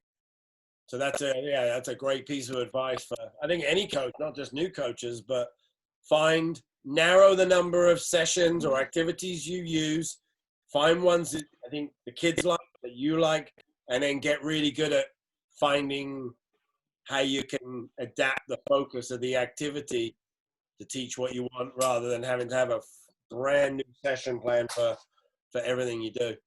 And then finally, have fun, right? It's still a sport. Have fun with the kids. Get to know them, get to know their personalities, get to know what you can, you know, goof off a little bit with each one of them, so that they need to like you as a coach. The kids, I mean, I've heard a lot of coaches say, I'm here to educate and you know, I don't need to be liked. And no, you do. The kids need to like you a lot. They need to want to play for you. And that's very important, because especially kids at this age, they're very, very, very trusting, right? And you're not just an authority figure, but a mentor to them. And you've been put in that position by the people they trust most, their parents, right? So you have to take that seriously. You have to be serious about your fun. Maybe that's right. You have to be serious about it. So yeah, you have to continue to earn their respect. I guess that's another way I could say. You have to earn those kids' respect. How something you said right at the beginning. Maybe you could just explain this quickly. Sure. You said there's a difference between in development between trying to help a kid improve and trying to help a kid play at the highest Maximum. highest level. Like Yes. when we're talking about this, let's say the 6 to 10-year-old group, because that's what we're talking about. Mm-hmm. What's the difference between those two? What is that? So you can help a kid improve. A kid's going to get better simply by running activities. Dribbling, passing, the more they do it, the better they're going to get. Absolutely maximizing a player's development involves a plan, right? It involves you saying, this is where I want the kid to get to, right? This is my target because this is what the highest level kids are performing at, right? This is what the highest level U9 player looks like. This is what they're capable of doing. And saying, my plan to get the player here is X, Y, Z, right? This is my plan. Or going out and dribbling around cones is going to help a player improve, right? But is it going to absolutely maximize that player's development? It is not. So there's a huge difference between saying, okay, we're going to come out here and we're going to get better. And my goal is to have this group being the highest possible level it can play at, right? Maximizing each one of these players' characteristics. Like I said, there's some pretty good players. There are some players on the teams that I've had that didn't have a lot of talent. They're not talented, but their growth was planned. Their development was planned. And there's several players I can look at and I go, I have no idea how I would have gotten this player any better than he is now. Right? We have absolutely maximized every ounce of athleticism, of cognitive abilities and everything that we could have gotten out of this young player, right? That young player has worked hard to maximize what he or she has. And because some players are super gifted, they don't necessarily need to work hard. They're born super athletic and they're able to run by kids and everything else, right? Some kids don't have that luxury. No. And so when you're talking about maximizing a player, that involves a plan. And it involves a series of progressions planned out by, a coach that knows how to do it. So that's maximizing a player. It's a little bit different than just improving a player. It's more specifically customized to that. Absolutely, yes. Yeah. Now, when we talk about player development, and I think the other part, right, is team development. Yeah.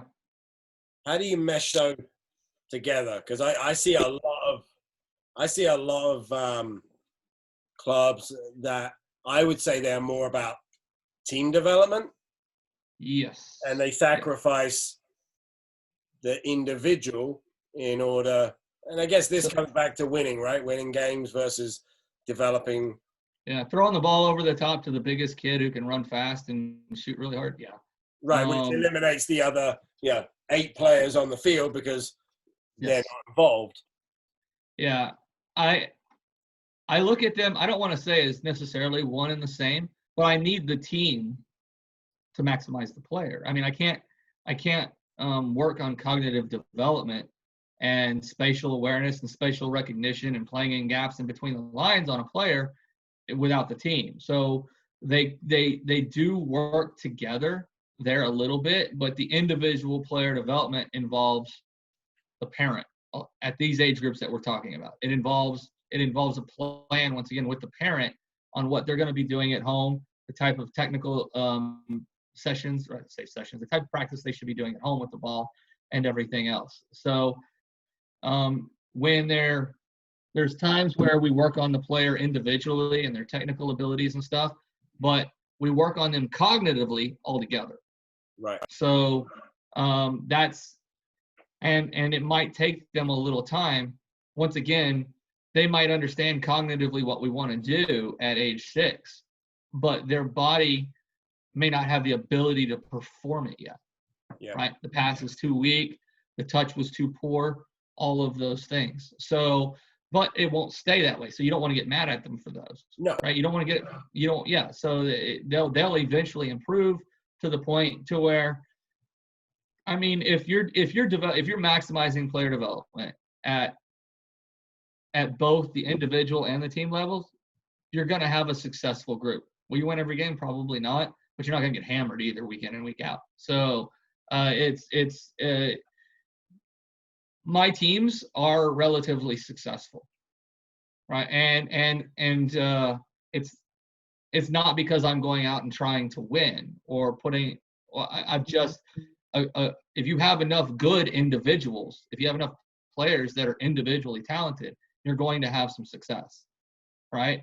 And are individually developing, you're going to have that success. It should be a motivation to develop players individually and cognitively. That's a great motivation.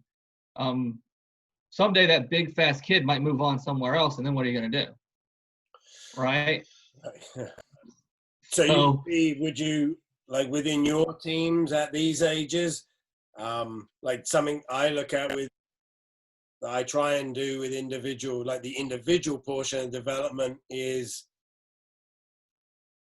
having them, like they're never stuck in a set position. Like it's always, I tend to try being a forward. I need you to be the defender this week, or I need you to be able to play in every scenario on our team.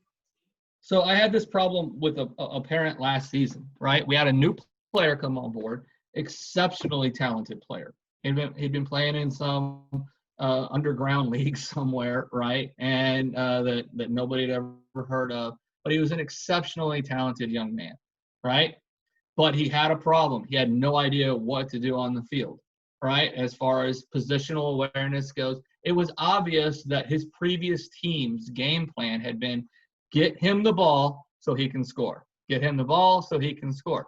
He wanted to take every goal kick. He wanted to take every corner kick. He wanted to take every free kick, right? He wanted to do everything. And I'm like, no, son, this is a talented team, okay? Everybody here knows what they're supposed to be doing, all right? My guy knows who's taking the free kick over there. We know who's taking the free kicks. My midfielders take the corner kicks, okay? Whoever's playing left mid or right mid at the time, they take the corner kick. It's not one person doing everything. And so what I deducted from the kid was that I needed to develop patience. I needed to develop patience in this kid, right, to keep him. So what did I start doing at first? Started playing him at left back so that he couldn't go all the way forward. I wanted him to learn ball distribution, right? I wanted the ball to come back to him. I wanted him to rotate it and switch it to the other side of the field and everything. And I played him a couple of games there, and I'd been training him there. Not because I thought he was a defender, right? Honestly, he's probably an attacking mid somewhere in the far future, right, with his skill and ability. But because I wanted to develop a certain aspect of his game, and I wanted to rein him in just a little bit up here, and so And his dad was like, my son's not a left defender, you know, I don't, and I'm like, yeah, I know. I'm not saying he is, but I'm working on a specific thing here. And I need you to trust me. Now, this is a dad, wasn't involved with the upbringing of the whole team, right? That didn't know that there was a method to what I was trying to do. He left halfway through the season, didn't trust me. And it's a darn shame. It's an absolute crying shame, because 6 months later, there's no telling where the kid could have been. He might have been where his dad wanted him to be, but you know, when I'm working on with a kid playing in the middle, for instance, like in a 3v3+3 or in a 4v4+3, I put that kid in the middle, right, as the neutral, because I want him working on a specific aspect of his game. You can't hide in the middle, right? So there's certain things I'm working on individually at the same time as collectively. Do you think on the whole, coaches are too focused on trying to develop that player, the player that's really, really good technically, and we get to the point where we have some good technical players, but we have a lot of them that don't know how to apply it. They don't know they don't know how to operate and succeed as a team because we didn't teach them that young enough. But we're really happy that we've got, look at that player, he can dribble and score goals. I think too many times we worry about get so-and-so the ball and let him score or her score, right? I think we focus too much on that, and because, you know, we have the endorphins firing for 15 minutes after the game because we've just won, right? And we want that feeling. We want the parents to have that feeling walking away from the field, all right? And so I've never really been one to cave in. I've always tried to do what was best for the player, not what the parent wanted. My hope is that the parent wants what's best for the player. And sometimes you lose that battle. It just happens. Because it's not always right. They don't always go together. There's a lot of times when I tell parents, look, trust my 23 years of experience, please. I want what's best for your player, and what's best. Your player doesn't need to practice scoring goals. If I was trying to win every game and I wanted to score a bunch of goals, yes, I'd stick him up top. But that's not what I'm trying to do. All right, I'm trying to make him a better player. He's already proven that he can do that.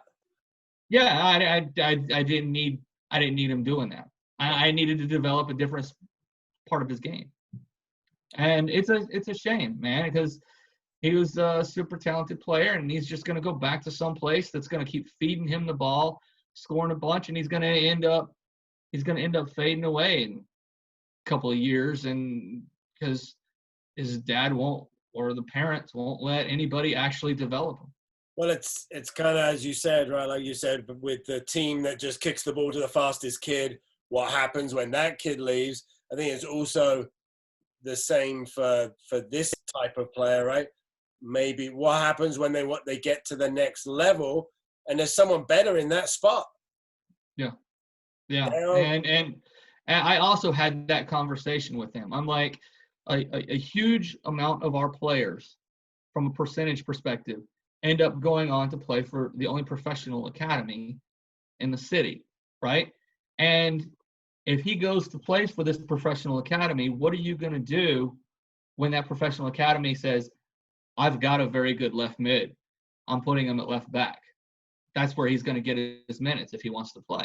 Are you going to just scream and holler?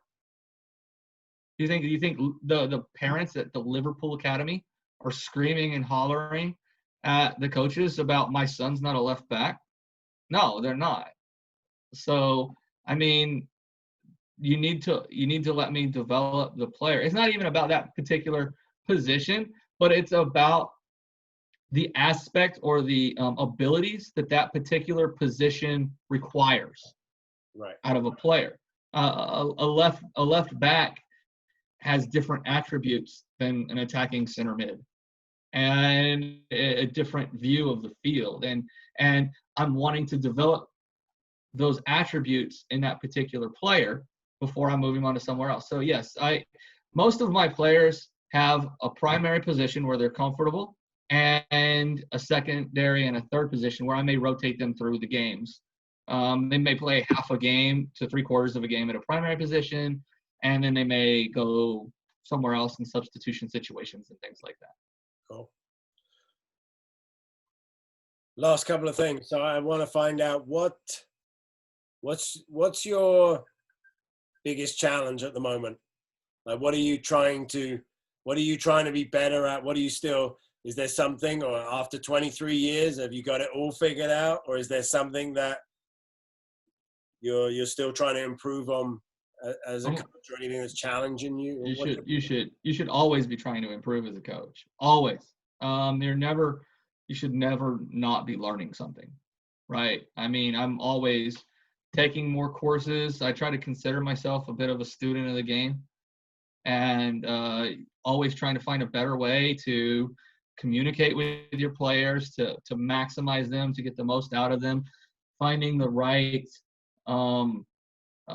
percentages of, hard to play for and trusting and fun at the same time, right? There's a balance in there of how do you take a kid down when he messes up and build him right back up in a matter of 10 seconds, those kinds of things. When a kid is underperforming his abilities or goofing off or acting up or interrupting your session, how do you handle that? I'm always trying to get better at those things, and find a better way to do that stuff.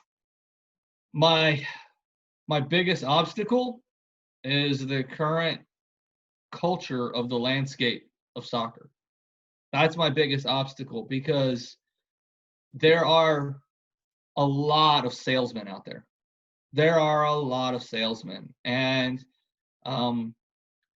some people were businessmen who tried to create a soccer club, and then there are soccer guys who are trying to run a business, right? There's a difference between those two, right? And we have to deal with a lot of sales in the background of what we're trying to do, and it tends to get in the way of player development, parents' heads, those kinds of things. And so it's that's the biggest obstacle I have.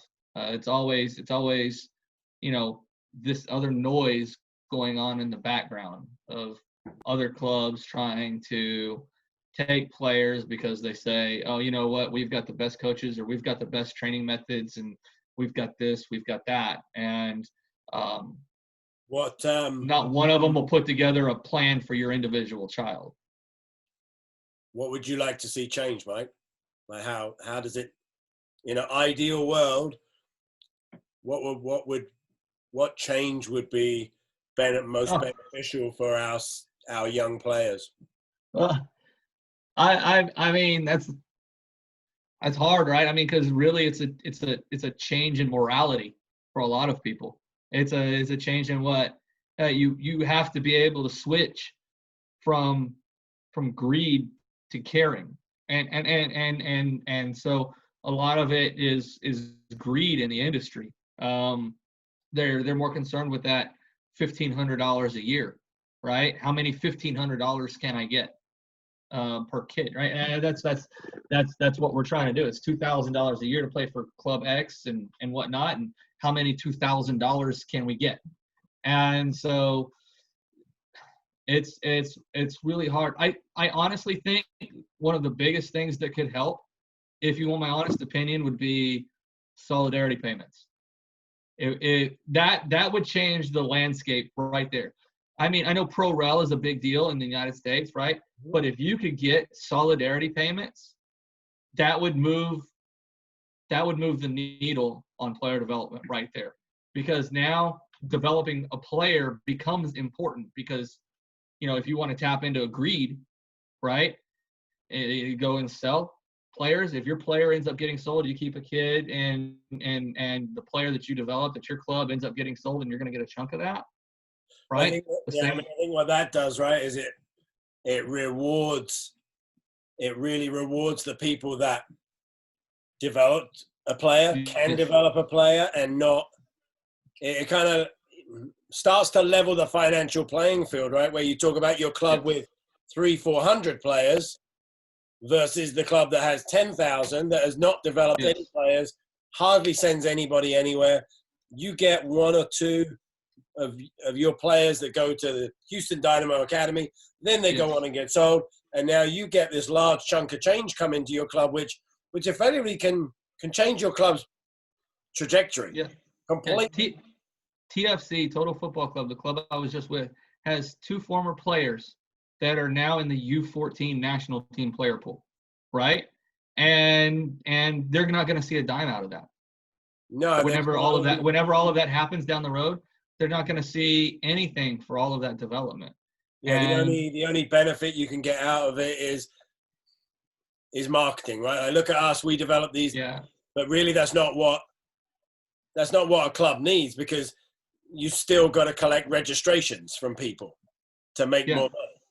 And so I think if you really want to change the thought processes, right, and you bring in something like that, you bring in solidarity payments, and even greedy clubs owners will say, you know what, yeah, these guys are paying $2,000 a year, but I could get $200,000 if one kid is sold. So it changes it from the I want to get to 11,000 registrations and players to I want to get one player to turn professional. I want to get a Christian Pulisic so that my club makes. I mean, there you go. I wonder what the solidarity payment on that would have been. Yeah. Is he on 70 million? Yeah, I don't know. It would have been big though. It probably would have changed his former club. I mean, that's life altering money, right? I mean, that's what that is. It almost. I mean, and I think the reason that system was put into place in the first place, right, was to reward the people that developed players and then enabled them to do more of that good work, right? Yes. And I think I know a lot of people say, you know, and I'm all for pro rel. I'm all for adding that to the United States, and that's a different conversation down the road. But I think the biggest change that could be made, and it could be made tomorrow without any changing of who's in charge of what, without any restructuring of any leagues, all right, the change that could be made just like that.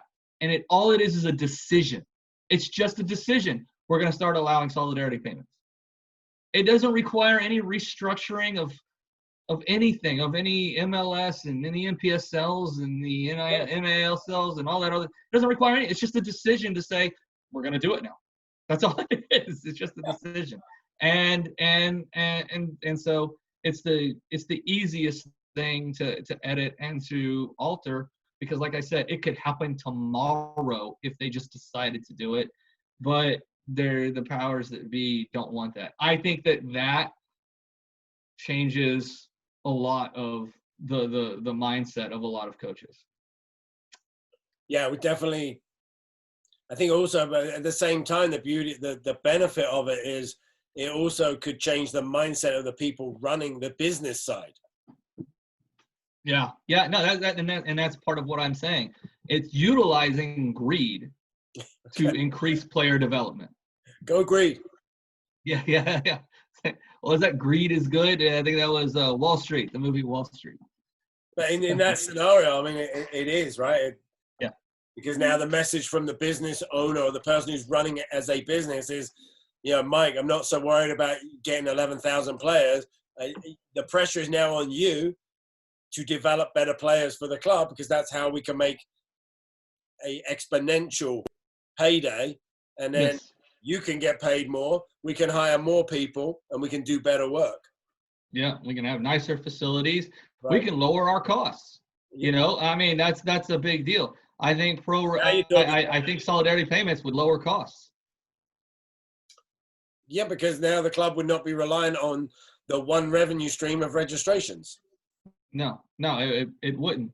I mean, with one cell, do you know how much we could probably drop our fees down to? I mean, if we just cut our fees in half, you know, it would be it would be a big deal for, now you're starting to affect the pay for play situation in the country, right? Now you're starting to lower the cost of that pay for play.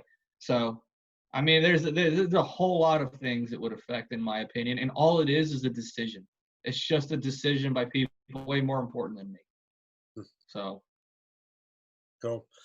Last thing, is there anybody on Twitter that you would absolutely recommend, that grassroots coaches or new coaches, any accounts that they should definitely would be the, if I start my Twitter account tomorrow, this is John Johnson guy. Yeah, no, this John guy. I like him. He does pretty good stuff. Here's what I recommend. When people ask me who do I follow, right? I follow people that produce content. That's who I follow, right? And so that's what I recommend. There's no individual one person. I mean, Todd Bean, follow him, follow the Tom Byers of the world, follow those guys, but follow the people who are in the grass every single day and producing content out of the kindness of their own heart and are getting nothing back in return for it. Right? I mean, I get nothing. I've shared as much as I can share all the way through my development plan. I've put it out there. I've put a PDF of it out there on Twitter, and I get nothing for doing that. And it's just because I care about, I want to raise everything. I want everything to come up. And so follow the people that produce content. And if you want followers, produce content. Yeah, put something out there that's of some value. So you have for everyone who doesn't know, you have a new Twitter. SG1 Coach Mike, right? SG1 Coach Mike. Cool. And it's just to let you know, it is showing up now when I type the @. So it's coming up. There we are. Yeah, Twitter got it fixed. Excellent work. I was like, what's going on? This guy's disappeared. So perfect. But Mike, I appreciate your time. It was I've learned a lot today, and now my gears are spinning again. Just looking at my club and my programs, and looking at, I think, how do I plan for the next stage. I think it's always interesting to see how people are doing what they're doing, and then look at where you're at today, right? Like, I think that the structure you have with the pre-academy or whatever, the step 2, I think that's definitely needed. How you're actively engaging parents and working with them, and not just talking about it, but really just giving them tons of tools and really encouraging them to do more is phenomenal. And that's something that I have to do a better job of. So thank you for giving me some ideas, and even just a little shove and confidence to actually go do those things that I've been thinking about. Sorry if we ran long. I feel like people ask me what time it is, and I tell them how to build a clock. So I can talk about nothing for hours, but I can talk about soccer for days. So. No, it's definitely, it's good to, it's always nice to see someone who's doing these things, and it inspires you and gives you a bit of confidence to go try them as well. So I know there's definitely a few things that I've gleaned from you today, which I appreciate, that we'll be trying to do a better job without. Thanks. So. And you keep doing the good work, man. This is good stuff. I keep watching. Every episode. It's something I've been thinking about for a while, and I was just like, you know what? Let's just throw up the Zoom. I still can't figure out how to look at the camera. So I think we'll break some of this down into some little chunks, and then hopefully we can.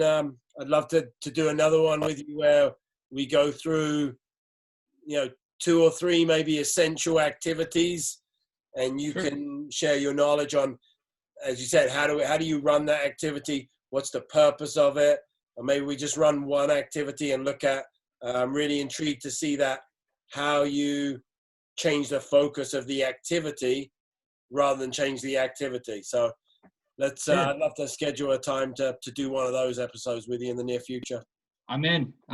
I'll put together some stuff for screen sharing, and we'll do it. We'll do it when the beard's grown back. That's the okay. Cool. Yeah. It's on its way. It's a little ways away, but I'll get something in there. Mike, have a great weekend, mate. Oh, and one last thing. Yeah. This is the most intriguing thing I have about Texas. Buc-ee's. Do you have one near you? Like I do. We have a couple of them within driving distance. I'm a fan. Yeah, the Buc-ee's. I got introduced to that by I was on the watching Joe Rogan podcast, and I spent, it must have been a good 20 minutes watching YouTube videos. So on Buc-ee's. Yeah, it's just fascinating. Like to the point where if the border wasn't shut for COVID, I'm taking a road trip to go to a Buc-ee's. Like, you're invited. The next time you come to Texas, you're invited. I'll take you to a massive Buc-ee's. You can get all of the beaver nuts you want. I'm in. Mike, have a great weekend. Thank you. Take care, bud.